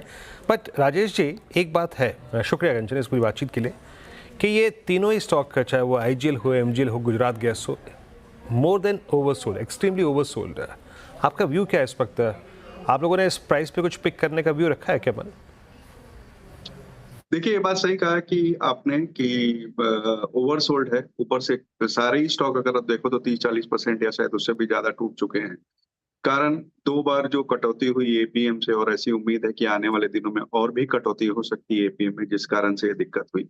हमारी पिछली मुलाकात में भी मैंने ये मेंशन किया था कि ये शायद महाराष्ट्र इलेक्शन के लिए प्राइस हाइक्स हुए हुए हैं, और अब जबकि ये खबरें निकल कर आ रही हैं कि प्राइस हाइक्स हो रहे हैं, तो लेकिन वो भी अभी उतने नहीं हुए हैं जितने परिमाण से इनका लॉस होगा, क्योंकि मुझे लगता है बिट्टा लेवल पे 30 से 32% के आसपास की चोट लेनी पड़ेगी। इस पूरे पैक में अगर आप देखो तो थोड़ा सेफ बेट गुजरात गैस का पड़ता है, क्योंकि उनका एक बड़ा फोकस इंडस्ट्रियल गैस की तरफ है, जहां पर कि उतनी इफेक्ट नहीं आएगी जितने कि ये महानगर या आईजीएल को आएगी। लेकिन आगे आने वाले दिनों में मुझे लगता है कि अगर पास ऑन कर पाए, प्राइस हाइक ठीक तरीके से 2 या 3 बार ले पाए, तो वापस से नंबर्स ठीक हो जाएंगे। लेकिन इस वक्त हमें नंबर्स दबाव में लग रहे हैं। लेकिन साथ में ये भी कहना चाहूंगा कि जो भी नेगेटिव्स हैं प्राइस में ऑलरेडी डिस्काउंटेड है। कोई आश्चर्य नहीं होगा कि अगर इस बढ़त की खबर के बाद मौजूदा स्तर से कम 5-7% की बढ़त सब में ही नजर आए।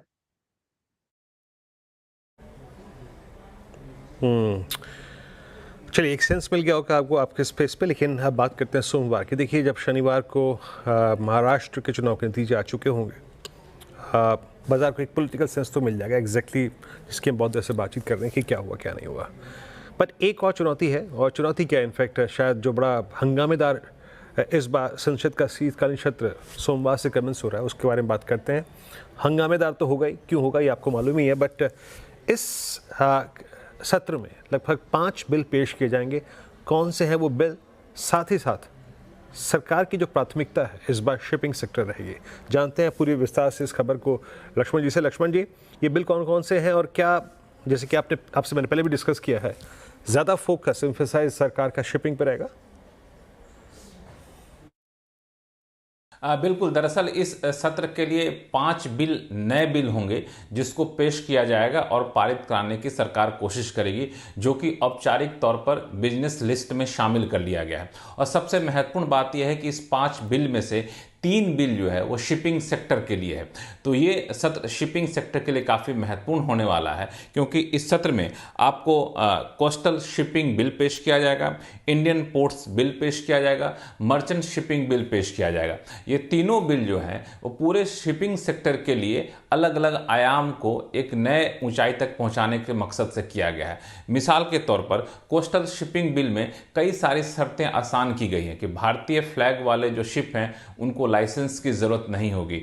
स्टैंडर्ड यहाँ के अंतर्राष्ट्रीय मानकों के हिसाब से किया जाएगा, क्योंकि विदेश के जो शिप हैं वो आसानी से आ जा सके, उनका टर्न अराउंड टाइम को कम किया जाए, कोस्टल शिपिंग को बढ़ावा दिया जाएगा। इसी तरीके से इंडियन पोर्ट्स बिल में पोर्ट्स की क्षमता बढ़ाई जाएगी, पोर्ट्स में जो गहराई होती है उसको बढ़ाया जाएगा। इसी तरीके से आप देखें तो मर्चेंट शिपिंग बिल में शिपिंग सेक्टर में मर्चेंट को कैसे बढ़ावा दिया जाए, ये एक फोकस रहेगा। तो अलग अलग क्षेत्र जो शिपिंग सेक्टर के होते हैं उसको बढ़ावा देने के लिए तीनों बिल लाया जाएगा। यहाँ पे बताना ज़रूरी है कि सरकार ने पहले ही एक मैरीटाइम इंडिया विजन 2030 लॉन्च किया हुआ है। इसके तहत शिपिंग सेक्टर की क्षमता भारत में बढ़ाया जाना है, इसी के तहत ये सारे कदम उठाए जा रहे हैं। शिपिंग सेक्टर से अगर हटकर बात करें तो बैंकिंग अमेंडमेंट बिल इस सत्र में पेश किया जाएगा। इसके अलावा वक्फ बोर्ड अमेंडमेंट बिल लाया जाएगा। वक्फ बोर्ड अमेंडमेंट बिल पहले ही पेश किया जा चुका है, बैंकिंग अमेंडमेंट बिल पहले ही पेश किया जा चुका है, अब उसको पारित कराने के लिए लाया जाएगा। तो ये सत्र हंगामेदार तो होगा, लेकिन सरकार की कोशिश होगी कि इन बिल को पारित करा लिया जाए हंगामे के बीच, क्योंकि ये कई मोर्चे पे काफ़ी अहमियत रखते हैं।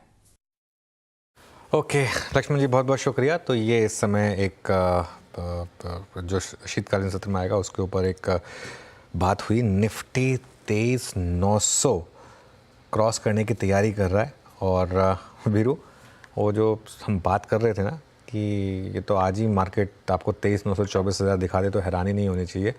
अब बहुत लोग पूछ रहे हैं कि अगर ये हो गया तो क्या उसके बाद कुछ और स्कोप बचेगा, तो उसका जवाब मैं दे देता हूँ। स्कोप बहुत है मार्केट के पास, अगर तो वो पोल सही रहा तो एग्जिट पोल। भले ये हो सकता है कि एक बार के लिए थोड़ी प्रॉफिट बुकिंग आ जाए मंडे को ऊपर खुलने के बाद, लेकिन एक अगर पॉलिसी कंटिन्यूटी का एक अगर व्यू रहा यहाँ पर, तो वो मार्केट के लिए बहुत बड़ा पॉजिटिव हो सकता है।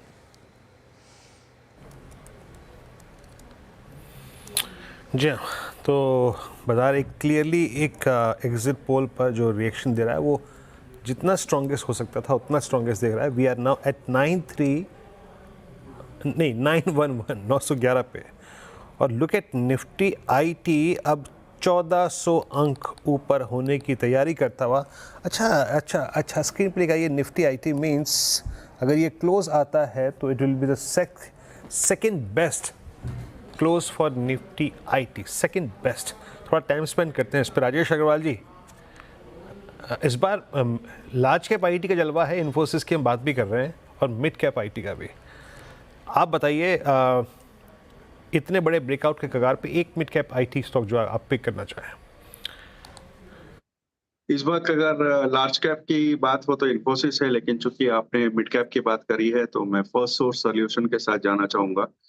जिस तरीके से कंपनी एक्सपैंड कर रही है, न केवल भारत के ऑपरेशंस को बल्कि विदेशों में भी कर रही है, मैनेजमेंट कमेंट्री बहुत स्ट्रांग आई है, इस बार के नंबर्स अच्छे आए थे। मुझे लगता है कि यहाँ बिल्कुल आपको नजर रखनी चाहिए, आपके पोर्टफोलियो में स्टॉक होना चाहिए कम से कम साल भर के नजरिए के साथ।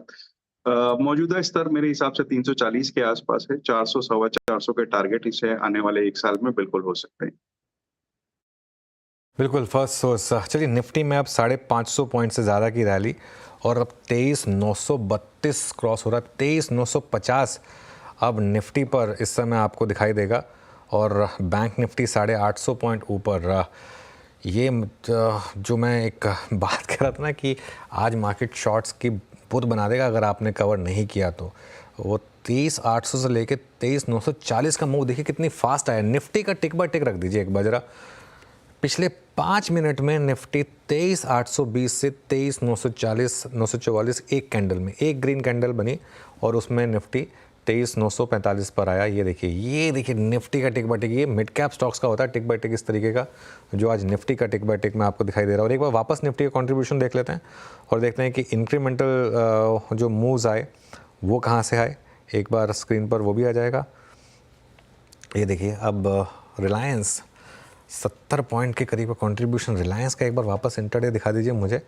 और इस पर एक व्यू लिया था हमने, खैर ये देखिए 1265 इस समय रिलायंस। बहुत ही शानदार मूव आ रहे हैं। 23,928 वो 24,000 की कॉल एक बार ज़रा वापस लेकर आएंगे जरा, जो हमने उस समय स्पॉट की थी। कितने पर आ गई अब? 175 पर आ गई। जी हाँ, वो कॉल 175 पर आ गई अब। तो ये इस समय मार्केट में आज वो ट्रेंड है, आज वो लग रहा है वो चेजिंग वाला डे है। और प्लस जो आज बात हुई थी ना कि आज मार्केट नहीं रुकेगा, आज मार्केट में वो नहीं होगा जो ट्यूसडे को हुआ था। आज अलग मूड में है मार्केट। कुछ और ट्रेड्स पर बात कर लेते हैं। सुबह हम एक बार जब पीएफसी लेकर आइए, एक पीएफसी पे एक व्यू लेते हैं। मानस एक बार पीएफसी का चार्ट देखिए, क्योंकि कल बहुत पिटाई हुई थी पीएफसी की वो अदानी वाले एंगल को लेकर। आज ऑलमोस्ट उतना ही बाउंस बैक आ गया वहाँ पर। क्या व्यू होगा इस पर? तो देखिए, बेस तो बिल्कुल बनाया है। 200 डे मूविंग एवरेज के आसपास पीएफसी ने बेस बनाया है, लेकिन अभी भी कंफर्मेशन का इंतजार है। जब तक 490 रुपए के ऊपर न निकले तब तक एग्रेसिव होकर खरीदारी नहीं करनी है। लेकिन अगर लॉन्ग पोजीशन ऑलरेडी बना ली गई है तो 449 का स्टॉप लॉस लगाए। 490 रुपए के ऊपर 540 तक के टारगेट आपको पीएफसी दिखा सकता है। एक काम करते हैं, छोटा सा ब्रेक ले लेते हैं। ऑस्ट्रेलिया 6 विकेट्स डाउन 47 पर। ये शायद एक ऐसी सीरीज़ हो रही है जिसमें राजेश जी ऐसा लग रहा है कि दोनों टीम सिर्फ बॉलर्स पर डिपेंडेंट हैं और दोनों टीम में एकदम फिसड्डी बल्लेबाज हैं। हमारी टीम में भी एकदम फिसड्डी बल्लेबाज, उनकी टीम में भी एकदम फिसड्डी बल्लेबाज। सब अपने एक जो कहते हैं ना एक पुराने एक उस पे जी रहे हैं, अपनी पुरानी ग्लोरी पे जी रहे हैं। शायद इस वजह से। सही कहा आपने, पुरानी ग्लोरी पे ही जी रहे हैं। अगर उनकी बात छोड़ दो, आप अपनी बात करो, तो सारों का ही प्रदर्शन बहुत खराब रहा है, फिर वो चाहे कोई भी नाम रहा हो। बिल्कुल बिल्कुल निराशाजनक रहा है, ऐसी प्रदर्शन की उम्मीद नहीं थी। बिल्कुल नहीं, खैर मुझे थी लेकिन मैं एक बात बताऊं, मुझे बुमराह पर थोड़ी सी उम्मीद थी कि बुमराह शायद बचा लेंगे, अब लेकिन बैट्समैन से तो ऐसे प्रदर्शन की उम्मीद थी एक्चुअली, इससे ज़्यादा ख़राब की थी वैसे। खैर एनीवे, अब एक काम करते हैं, एक छोटा सा ब्रेक लेते हैं, ब्रेक लेकर लौटेंगे और दीपन मेहता हमारे साथ जुड़ेंगे।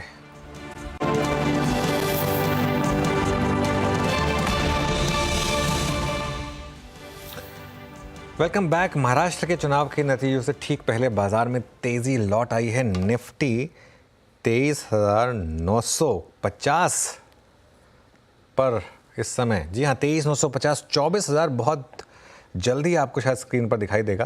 क्या शॉर्ट टर्म बॉटम बना, क्या यहाँ पर मार्केट में मीडियम टर्म बॉटम भी बना, ये सब पर बात करते हैं। हमारे साथ दीपन मेहता जुड़े हैं। दीपन, गुड आफ्टरनून। क्या लग रहा है मार्केट को देखकर, क्या एक जो क्लासिकल थ्योरी होती है कि ख़राब मार्केट में ख़राब खबर पर, गैप डाउन पर मार्केट एक बेस बनाए, क्या कल एक तरीके से वो पूरा हुआ? क्या इस मार्केट में अब वापस रिस्क रिवॉर्ड बाइंग की तरफ हुआ? धन्यवाद अनुज आपके शो पे इनवाइट करने के लिए। देखिए, I think we are seeing a reversal. बहुत कई दिनों से, कई ट्रेडिंग सेशन से मार्केट नीचे गिर रहा था और आज शायद कोई भी बैड न्यूज़ नहीं है और शायद Monday we may have some good news from market perspective. इसकी वजह से there is some short covering taking place और थोड़े बहुत अपॉर्चुनिस्टिक बाइंग भी हो रही है। बट इन माय ओपिनियन ये जो करेक्शन जो चालू हुआ है कुछ हफ्तों पहले, it is not completely over और ये बाउंस के बाद भी और करेक्शन आ सकता है, क्योंकि जो अंडरलाइंग प्रॉब्लम है मार्केट की, that being over valuation and slowing down of earnings, ये दो इश्यूज तो अभी भी I would say it's still a threat to the market and the bull markets. मेरे ख्याल से the market can easily correct further from these levels. अभी भी काफ़ी सारा वैल्यूएशन बहुत ज़्यादा है for a whole host of companies, so from that point of view I would be a bit cautious. Okay, completely agree Deepan ji. Good afternoon, Virendra बोल रहा हूँ। ये जो कॉशन है, स्पेशली वो कंपनियां जो अभी भी एक्सट्रीमली ओवरबॉट है या फिर ओवर वैल्यूड है, इस अर्निंग सीजन को देखने के बाद और आपका स्ट्रॉन्ग कन्विक्शन कहाँ पे हो गया कि अभी एटलीस्ट 1-2 क्वार्टर्स जब तक प्राइस कूल ऑफ ना हो जाए, इनसे एक सेफ डिस्टेंस बना के रखा जाए आपके मुताबिक? नहीं, द कन्विक्शन सेक्टर्स, देखिए हमारा व्यू नेगेटिव है। We are trying to look at opportunities to get into cash और ओवरऑल मार्केट थोड़ा लग रहा है कि और भी वीक है, तो we don't want to comment specially conviction कहाँ पर है बाय करने का। Let us wait and see where this market settles down और फिर आके देखेंगे कि कौन से लेवल पे क्या शेयर खरीदने चाहिए। But broadly I think platform companies है या फिर सोलर इक्विपमेंट मैन्युफैक्चरिंग कंपनीज है, कुछ फार्मा कंपनीज है, वहाँ पर हमारा फोकस रहेगा। बिल्कुल। अच्छा दीपन जी, एक स्टॉक जिसने काफ़ी परेशान किया मार्केट को वो है रिलायंस। यहाँ पर आपके हिसाब से क्या गलत जा रहा है और क्या as a risk reward investor ये बाय जोन में आया यहाँ पर? Anuj, Reliance is now totally dependent on event यानी कि ये जो उनके दो बिजनेसेस है, रिटेल और टेलीकॉम, कैसे उनको वैल्यू अनलॉक होने वाली है, that's the big question mark. अगर प्योर प्ले आईपीओ बन जाता है तो रिलायंस इंडस्ट्रीज में होल्डिंग कंपनी का डिस्काउंट आ जाएगा, that will B negative for minority share holders and stock price can correct even further from that. लेकिन अगर रिलायंस इंडस्ट्रीज स्प्लिट हो जाती है with identical mirror share holding और माइनॉरिटी शेयर होल्डर्स को जियो के शेयर्स और रिलायंस स्टील के शेयर्स मिलते हैं free of cost, then I think 15 से 20% की रैली आ सकती है रिलायंस इंडस्ट्रीज में प्योरली ऑन दैट काउंट। तो depending on how the management decides to unlock these two businesses, the trend will be determined in Reliance Industry shares. क्योंकि आज की तारीख में जब आप रिलायंस खरीदते हो तो यू आर बाइंग 3 बिजनेसेस और आपको तीनों बिजनेस में इतना इंटरेस्ट नहीं है या इतने अच्छे प्रॉस्पेक्ट्स नहीं दिख रहे, you can not buy a single business per se. इसकी वजह से I think lot of investors are staying away from Reliance Industries. थोड़ी क्लैरिटी यहाँ पर चाहिए और जैसे क्लैरिटी आ जाएगी I think street will immediately move in either direction depending on what the outcome is.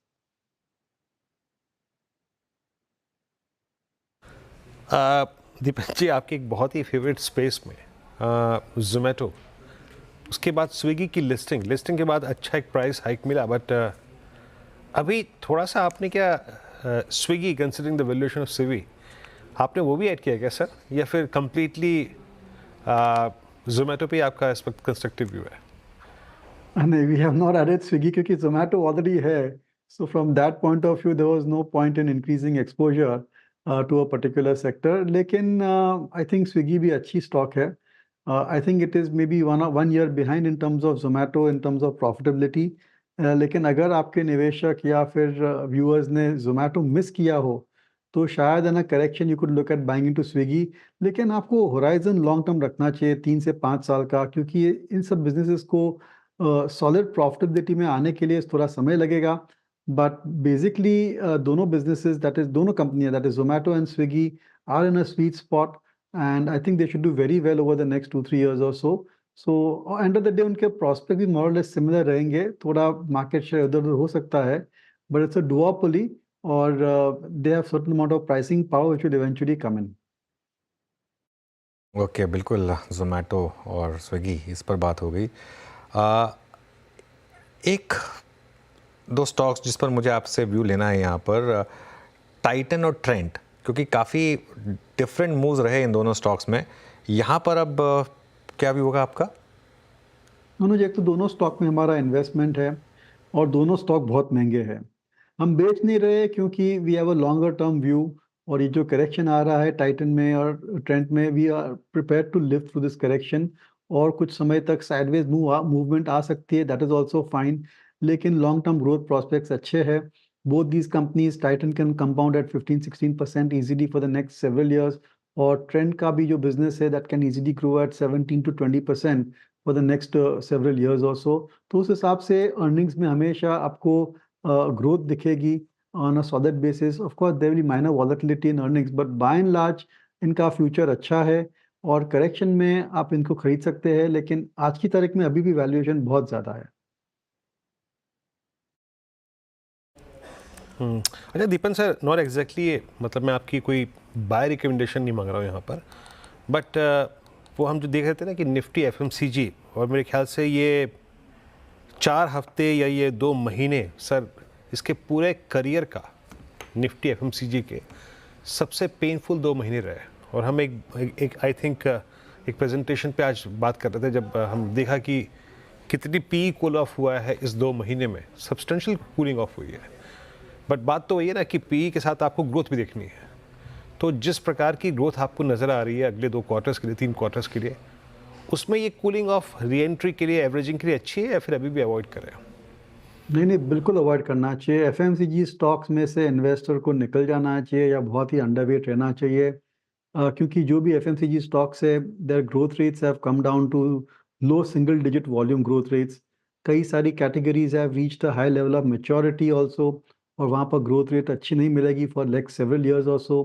No doubt cash cause है, बहुत अच्छे रिटर्न्स भी देते हैं कैपिटल इन्वेस्टमेंट पर, लेकिन फिर भी इनमें ग्रोथ नहीं है।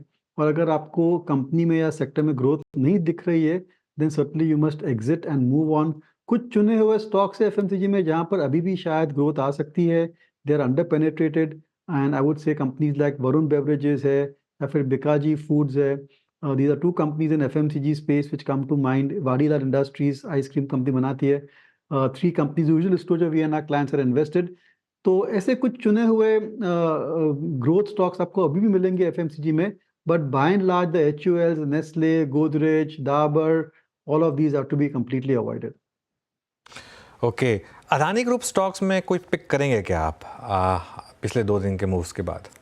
Sorry, I didn't get the Adani group stocks में कुछ पिक करेंगे क्या इस गिरावट पर? नहीं, बेसिकली आई थिंक ये एक अपॉर्चुनिटी अच्छी है। अगर आपको अडानी ग्रुप स्टॉक्स पसंद है और उनकी बिजनेस मॉडल और उनकी जो ग्रोथ स्ट्रेटेजी अगर आपको पसंद है, then this correction is a good opportunity. मेरे ख्याल से जब तक कोई भी इंडियन रेगुलेटर उनके सामने कोई एक्शन नहीं लेता है, till that point of time I think fundamentals पर इतना इफेक्ट नहीं आएगा। और हमने देखा भी है कि ओवरऑल करेक्शन के कारण और अर्निंग्स ग्रोथ के कारण जो पी मल्टीपल्स 1-2 साल पहले 100-150 के आसपास थे, that have come down significantly, और कई सारे Adani stocks are available at reasonable understandable P multiple, जैसे कि अडानी पोर्ट्स है या अडानी पावर है, I think they are available at reasonable valuations now. तो अगर आपको अडानी ग्रुप में निवेश करना है तो this correction definitely is a good opportunity. जी। अच्छा दीपन सर, कल जो नंबर्स आएंगे उसमें महाराष्ट्र के वर्डिक्ट, देखिए सत्ता पे तो आना ज़रूरी है बीजेपी का, एनडीए का, बट बीजेपी के बहुत स्ट्रॉन्ग नंबर्स, वो जो बाजार का हल्का कन्विक्शन कम हो गया था जनरल इलेक्शंस के बाद, मतलब डिफेंस पे, रेलवेज पे, स्पेशली ये दो तबके जहाँ प्राइस डैमेज काफ़ी सिवियर हुआ था, वो रीगेन होने की कोशिश करेगा क्या एक बार फिर से? अगर कल लेट्स अज्यूम कि बीजेपी के नंबर बहुत स्ट्रॉन्ग होते हैं तो In the sentimentally it will be positive. शायद कुछ it may have a minor positive ripple, but ये long term importance नहीं है ये event का, क्योंकि end of the day we know BJP government is there for the next 5 years, that is for sure. अगर उनको जो भी policies implement करनी है, जो भी strategies करनी है, जहाँ पर भी investment करना है, उन पर कोई ऐसा कोई रोक नहीं है. They can certainly go ahead and invest and spend money, whether it is defense or infrastructure, जो भी उनकी ग्रोथ स्ट्रैटेजीज है उन पर कोई असर नहीं पड़ने वाला है. So it may be sentimentally positive शायद, but other than that I don't think it's going to make much of a difference.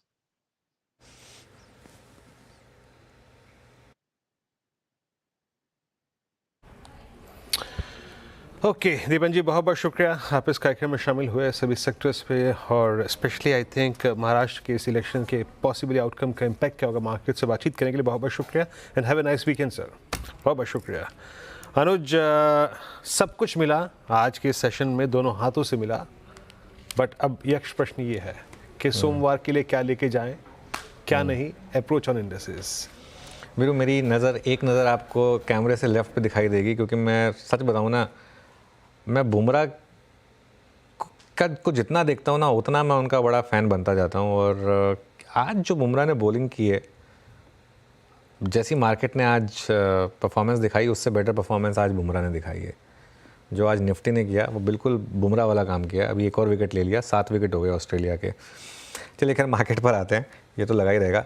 और एक चीज़ तो क्लियर है, ये मैच मैं उन लोगों के लिए सोच रहा हूँ. इंडिया में तो क्या होता है ना, आप टेस्ट मैच की टिकट लेते हैं, वो 5 दिन की टिकट होती है.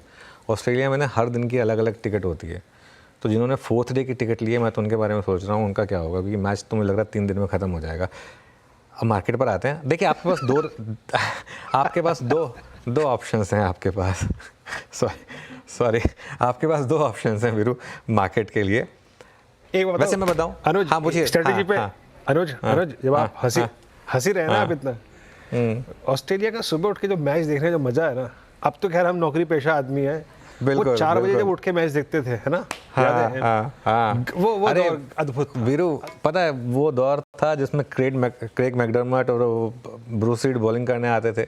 सुबह सुबह उठते थे, हम टीवी चलाते थे, अमूमन हमारा स्कोर होता था 40 पे 5, ऐसा कुछ होता था.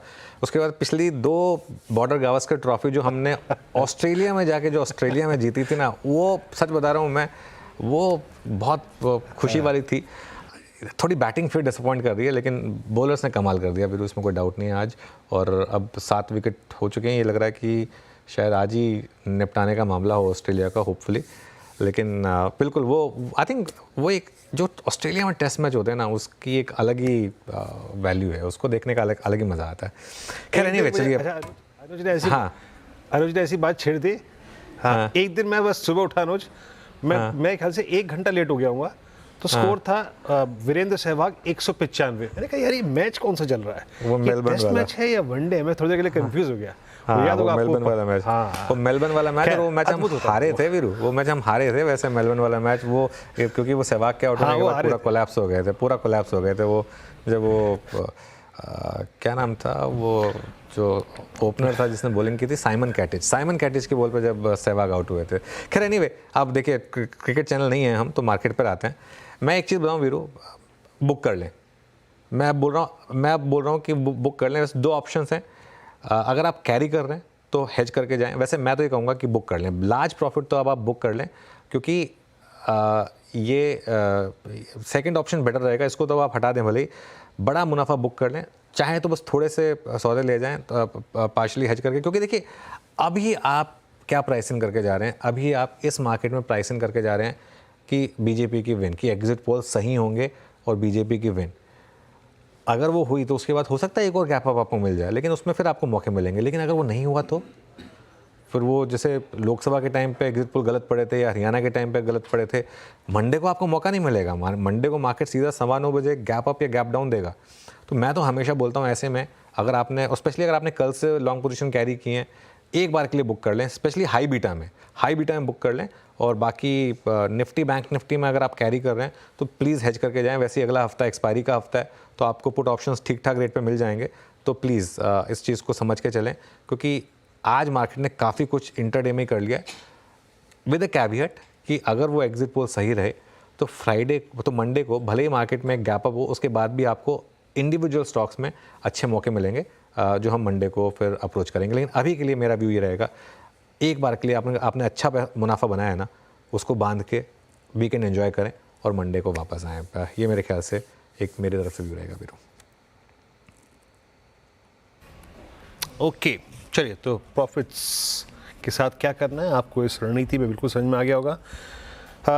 मीनवेल अब चलते हैं यतिन के पास। डीलर्स क्या चेस कर रहे हैं और मंडे के लिए क्या कैरी कर रहे हैं विद स्ट्रॉन्ग कन्विक्शन। यतिन बताइए।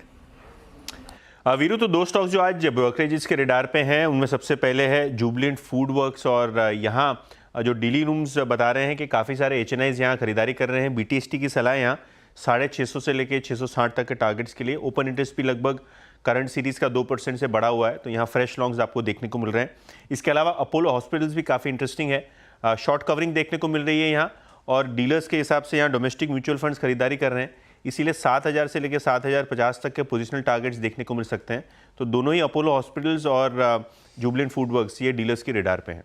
ओके, चलिए तो ये इस समय डीलिंग रूम रेडार पर स्टॉक्स। अब BTST ट्रेड लेना शुरू करते हैं, और गाबा सर आप शुरुआत करिए, बताइए BTST ट्रेड।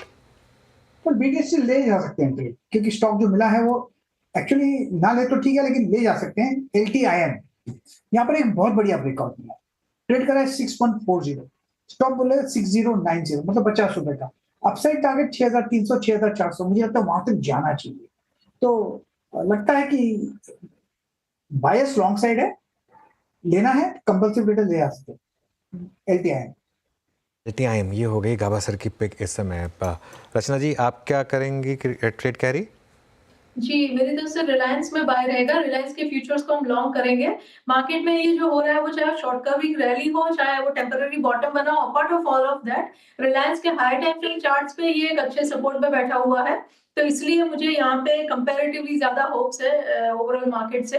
तो यहाँ पे 1250 के एसएल के साथ अगर लॉन्ग करेंगे तो इसका टारगेट होना चाहिए 1290 एंड 1300। ओके, कविता जी आपका ट्रेड?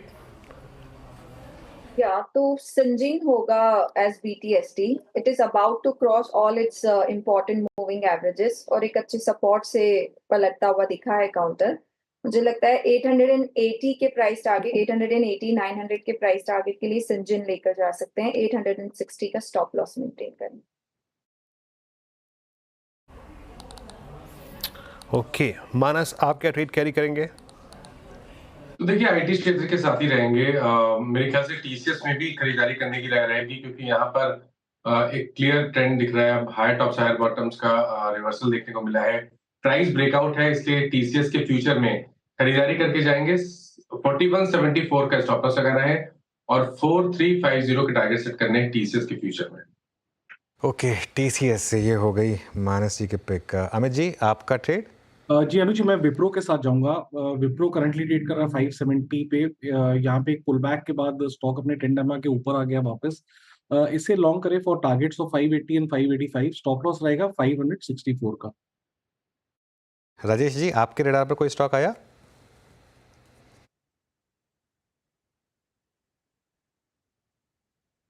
राजेश जी, राजेश अग्रवाल जी। देखिए अनुज जी, जैसे अभी आप कह रहे थे ना कि एक ओवरहैंग तो रहेगा ही कि अगर एग्जिट पोल एग्जैक्ट पोल नहीं हुआ तो क्या होगा, तो बाजार गैप डाउन होगा। तो इस वजह से मैं थोड़ा सा सेफ ग्राउंड पे जाना चाहूंगा और प्रोटीन ई गवर्नेंस के साथ जाना चाहूंगा, जो आज सिर्फ ओएफएस के कारण से 7-8% गिरा हुआ है। बहुत शानदार कंपनी है। इंडिया के जो डिजिटल पब्लिक इंफ्रास्ट्रक्चर को अगर आप देखो तो बहुत अच्छी तरीके से बढ़ रहे हैं। और ये जो डिजिटल थीम है ना, ई-साइन, ई-केवाईसी, ऑनलाइन पैन आधार वेरिफिकेशन, इसमें ये बहुत बड़ा काम करती है। एनपीएस में मार्केट लीडर है। इस बार के बजट में वित्त मंत्री साहिबा ने ये कहा था कि एक नया फैक्टर प्रोडक्शन का आ रहा है 21st सेंचुरी में, कैपिटल, एंटरप्रेन्योरशिप, लैंड, लेबर के साथ, वो है डीपीआई। तो जिस तरीके के सरकार का रवैया डीपीआई और लैंड को भी उसमें डीपीआई के कवरेज में लाने की बात हो रही है, मुझे लगता है ये कंपनी 2200 के लेवल्स तक आ सकती है। और बिजनेस मॉडल एन्युइटी टाइप है, जो केपेक्स कम है और लगातार रेवेन्यू आता रहेगा। ये स्टॉक सिर्फ ओएफएस के लिए गिरा हुआ है, यहाँ पे खरीदारी करनी चाहिए। और मुझे लगता है 2200 के टारगेट इसे आने वाले 6 से 9 महीने में आ सकते हैं। ओके, चलिए अब तैयारी करते हैं मार्केट क्लोजिंग की। उससे पहले एक और चीज़ रह गई है। अब हम बात करेंगे, जो हम इस क्लोजिंग के बाद सीधा आपसे बात करेंगे दर्शकों से। जी हाँ, श्रेया भी जुड़ गई हैं और सोशल मीडिया पर हम मार्केट ख़त्म होती शुरू करेंगे, मार्केट का पंचनामा। Shreya, good afternoon. Good afternoon sir. सवाल अभी भी आ रहे हैं और जैसे कि मैंने पिछले शो में कहा था कि यहाँ पे आपके कुछ सवाल लिए जाएंगे और एड्रेस करेंगे अनुज सर। तो अंकित कुमार का सवाल लेते हैं और वो पूछ रहे हैं कि कल महाराष्ट्र इलेक्शन के रिजल्ट आ रहे हैं, क्या लगता है कि मार्केट इस बार 4 जून की तरह बिहेव करेगा अगर एनडीए को बहुमत नहीं मिलती है? तो क्या लग रहा है? बिल्कुल श्रेया, आई थिंक अंकित जी ने बहुत सही सवाल पूछा है और इसीलिए मैं कह रहा हूँ कि अगले 10 मिनट में थोड़ा सा मुनाफा समेटें और उसके बाद फ्रेश व्यू लें मार्केट का मंडे को। क्योंकि अगर नहीं आया महाराष्ट्र का इलेक्शन जो एग्जिट पोल बता रहा है, तो मार्केट की वो 4 जून वाला हाल तो नहीं होगा, लेकिन ख़राब होगा मार्केट के लिए। जो आज आपने रैली की ना, वो पूरी चली जाएगी। तो इसके लिए वो रिस्क फैक्टर ओपन होगा। तो विदाउट अ डाउट इसमें मुझे लगता है कि आपको थोड़ा सा ज़रूरत है कि थोड़ा सा केयरफुल रहें, क्योंकि ये एक बाइनरी इवेंट है और इवेंट से पहले ना एक इवेंट रिस्क लेकर ट्रेड कैरी करना तर्क संगत नहीं होता, खासतौर से नेकेड ट्रेड। तो अगर लेके भी जा रहे हैं ना, तो हेज करके जाएं, इस चीज़ का ध्यान रखें। बिल्कुल मेरा भी सवाल सर इसी के इर्द गिर्द घूम रहा था। सवाल ये कि जो तेज़ी आज के सत्र में देख रहे हैं, हालांकि कल मुझे याद है मार्केट के पंचनामे में आपने कहा था कि कल नेगेटिव खबर होने के बावजूद जो मार्केट ने रिकवरी दिखाई है वो कहीं ना कहीं पॉजिटिव है। तो आज के सत्र में एक बाउंस बैक देखने को मिल सकता है, जो कि आपकी भविष्यवाणी एकदम सही साबित होती नजर आ रही है फिलहाल तो।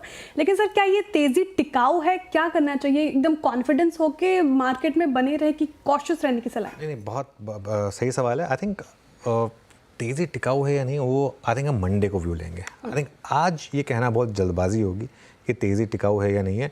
मंडे को एक बार मार्केट वर्डिक्ट पर रिएक्ट कर ले, उसके बाद हम एक व्यू लेंगे कि ये तेज़ी टिकाऊ है या नहीं है। चलिए अब एक काम करते हैं कि बाकी के क्वेश्चंस अब हम सोशल मीडिया पर डायरेक्टली हैंडल करेंगे और आपको फिर जुड़ना होगा हमारे साथ। हमारे आवाज़ के सारे प्लेटफॉर्म्स पर, यूट्यूब पर, फेसबुक पर, इंस्टाग्राम पर और एक्स पर आप जुड़िए और हमसे सवाल पूछिए और हम कोशिश करेंगे ज़्यादा से ज़्यादा सवाल के जवाब देने की।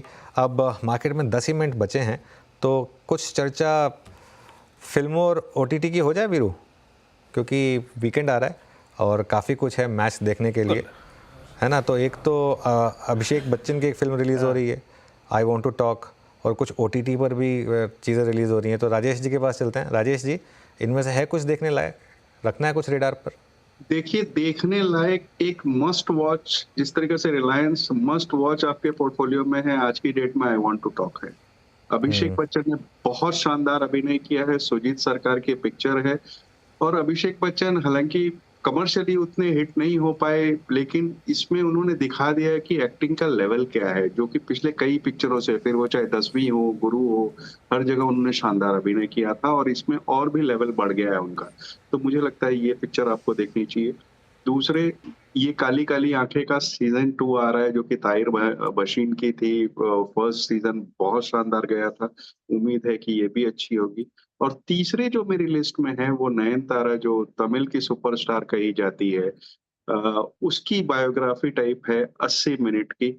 मुझे उसमें बहुत इंटरेस्ट है कि सच कहूं तो मैं उसका बहुत बड़ा फैन हूं नयनतारा का, बावजूद इसके कि उसकी बेसिकली ज्यादातर तमिल फिल्म आती है जो मैं हिंदी डब में देखता हूं। लेकिन अभी हिंदी की बात की जाए तो फिलहाल वो जवान में थी। तो मुझे लगता है ये 3 ऐसी है जो इस वीकेंड के में देखी जा सकती।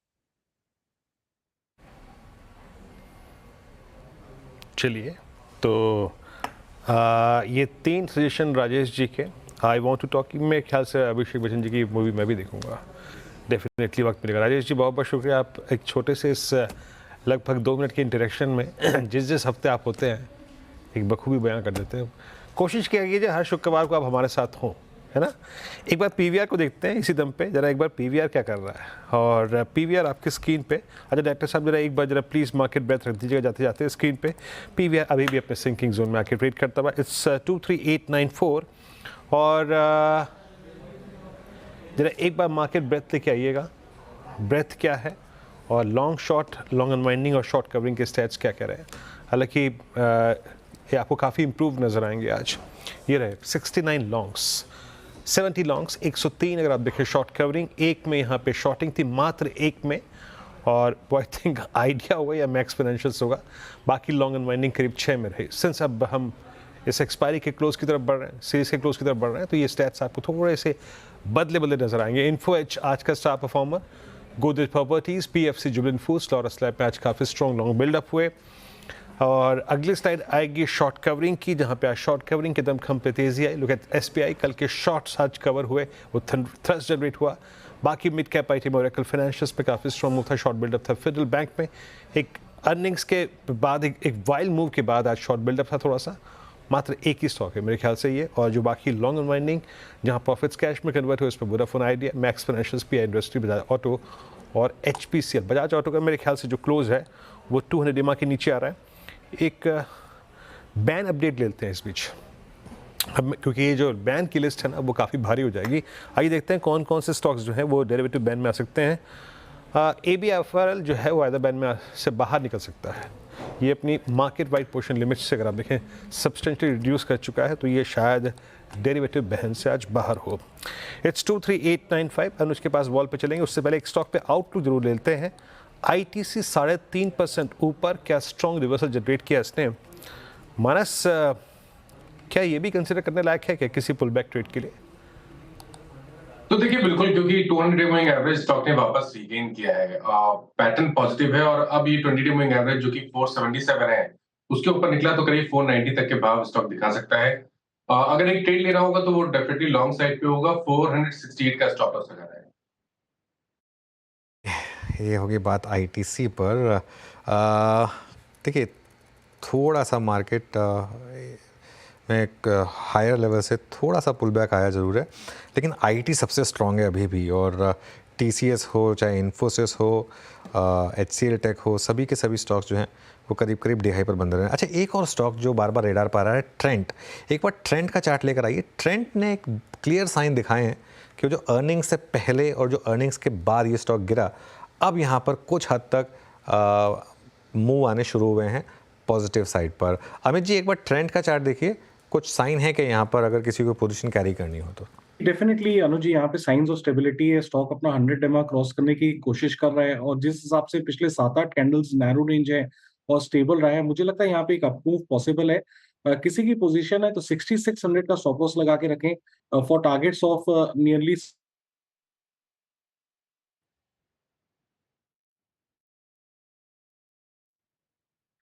ओके, ट्रेंड एक स्ट्रॉन्ग क्लोज की तरफ बढ़ता हुआ, लेकिन आज सिंस इट्स फ्राइडे एक बार जरा प्लीज़ जुबिलेंट लेके आइए स्क्रीन पे।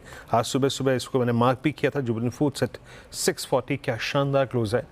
और क्योंकि मैं क्लोज शब्द का इस्तेमाल कर रहा हूँ, याद रखिएगा 3 अक्टूबर के बाद, यानी ये जो पूरी की पूरी सेलिंग शुरू हुई थी, उसमें इस स्टॉक ने एक समय यानी तारीख थी 1 नवंबर के आसपास -200 EMA की ट्रेजेक्ट्री में चला गया था, वहाँ से पुल बैक लिया, आज 641 पे क्लोज हो रहा है, अबव ऑल मूविंग एवरेजेस। और ऑलमोस्ट 3 अक्टूबर के बाद अब तक के सबसे स्ट्रॉन्ग क्लस्टर में इसमें एक एक्शन था। टाइटन में बहुत एक्शन था, उसके बाद अगर आप देखें तो इसी कैटेगरी में बहुत सारे स्टॉक्स जिनमें एक्शन था। बट अब एक काम करते हैं, क्लोजिंग की तरफ चल रहे हैं हम, और अनुज के बाद चलते हैं बड़ी वॉल पे इस क्लोजिंग को देखने के लिए। बहुत शानदार एक बड़े इवेंट से पहले निफ्टी बैंक और निफ्टी IT का ये close. Anuj, over to you. बिल्कुल वीरू, बहुत ही शानदार क्लोज मार्केट के लिए। और क्लियरली मार्केट कुछ प्राइसिंग करने की कोशिश कर रहा है, कुछ जो शॉर्ट कवरिंग, काफ़ी शॉर्ट कवरिंग इनफैक्ट इस समय आपको मार्केट में दिखाई दी। चलिए अब चलते हैं स्क्रीन पर। निफ्टी करीब 522 पॉइंट ऊपर, जी हाँ सही पढ़ रहे हैं आप स्क्रीन पर, 522 पॉइंट निफ्टी ऊपर था, 2.25%। सेंसेक्स 1800 पॉइंट ऊपर था, इंट्राडे में 2000 पॉइंट तक ऊपर गया था सेंसेक्स। बैंक निफ्टी 700 पॉइंट ऊपर था, निफ्टी आईटी 1250 पॉइंट यानी कि 3% ऊपर था। मिड कैप इंडेक्स 1.25% ऊपर, स्मॉल कैप इंडेक्स करीब 1% ऊपर। एडवांस डिक्लाइन देखिए आप, 1700 बढ़ने वाले शेयर, 700 गिरने वाले शेयर आपको दिखाई देंगे। तो बहुत ही शानदार, आई थिंक मुझे याद नहीं लास्ट मैंने ये स्क्रीन ऐसी कब देखी थी, आई थिंक सितंबर में देखी होगी, उसके बाद तो ऐसी स्क्रीन देखने का मौका नहीं मिला अक्टूबर और नवंबर में। लेकिन इस स्क्रीन का एक चाहे तो आप स्नैपशॉट ले लें, क्योंकि बहुत कम ऐसी स्क्रीन दिखाई दी है काफ़ी दिनों में। अब एक बार सेक्टोरल हीट मैप देखते हैं, वहाँ पर भी आपको अक्रॉस द बोर्ड ग्रीन दिखाई देगा। आज सारे सेक्टर्स ग्रीन में हैं। ऑब्वियसली हाई बीटा ने लीड किया, तो रियल एस्टेट सबसे ऊपर था, करीब 3% ऊपर था। आईटी भी 3% ऊपर, कैपिटल गुड्स 2.5%, पीएसयू बैंक देखिए 3%, पीएसयू भी करीब 2.5%, financials 1.5%, Nifty bank 1.5%, metals 1.5%, pharma 1%, सभी में शानदार आपको तेज़ी आज दिखाई देगी और सारे के सारे सेक्टर्स आज ग्रीन में बंद हुए। चलिए निफ्टी का हीट मैप लेकर आइए ज़रा एक बार देखते हैं। यहाँ पर स्टेट बैंक ऑफ इंडिया ने लीड किया 4% ऊपर। आज सुबह इसकी बात हुई थी हमारी बिग स्टॉक्स में, टाइटन, बजाज फाइनेंस, आईटीसी, तो काफ़ी शानदार मूव्स। और उसके अलावा बेट ऑन संभाला आपका 2 स्टॉक्स ने, रिलायंस और टीसीएस। रिलायंस में शानदार मूव 3.5% का और टीसीएस में मूव था करीब 4% का। उसके अलावा लार्सन एंड ट्यूब्रो, इन्फोसिस, ये कुछ और हैवी वेट्स जिन्होंने सपोर्ट किया मार्केट को। टाटा मोटर्स, टेक महिंद्रा, भारती भी आज शानदार मूव दिखाया, भारती ने 3%। आईसीआईसीआई बैंक 2% मूव, काफ़ी स्टेबल था ICICI bank through the day. Hindustan Unilever stable था। अदानी ग्रुप स्टॉक्स में भी आज बाउंस बैक आया, अदानी पोर्ट्स और अदानी इंटरप्राइजेस दोनों ग्रीन में बंद हुए। Maruti, Asian Paints, IndusInd Bank, across the board, Axis, Hindalco, सभी स्टॉक्स में तेज़ी थी। सिर्फ एक बजाज ऑटो है जो आज रेड में बंद हो रहा है। लेकिन वीरू एक एटलीस्ट हफ्ते का जो अंत है वो एक शानदार तरीके पर हो रहा है और होप यही रहेगी कि ये एक फ्लैश इन द पैन ना हो और अगले हफ्ते से मार्केट शायद कुछ रिवर्सल दिखाई दे। जी हाँ, कम से कम नवंबर का अंत बेहद शानदार हो। अक्टूबर और नवंबर बहुत पीड़ादायक रहते हैं Anuj. Let's hope for the best. और मेरे ख्याल से आज की रात बहुत भारी है, चाहे आप लॉन्ग कैरी करके गए हैं चाहे वो शॉर्ट। और अगर आपके मन में कोई संशय या फिर कोई दुविधा है आपकी इन्वेस्टमेंट कॉल्स को लेकर, तो छोटे से ब्रेक के बाद एक बार फिर से लेके आएंगे पंचनामा और इसमें आप अभी अपने सारे प्रश्न पूछ सकते हैं अनुज के और श्रेया और अनुज छोटे से ब्रेक के बाद आपके साथ जुड़ेंगे मार्केट का पंचनामा में। नमस्कार।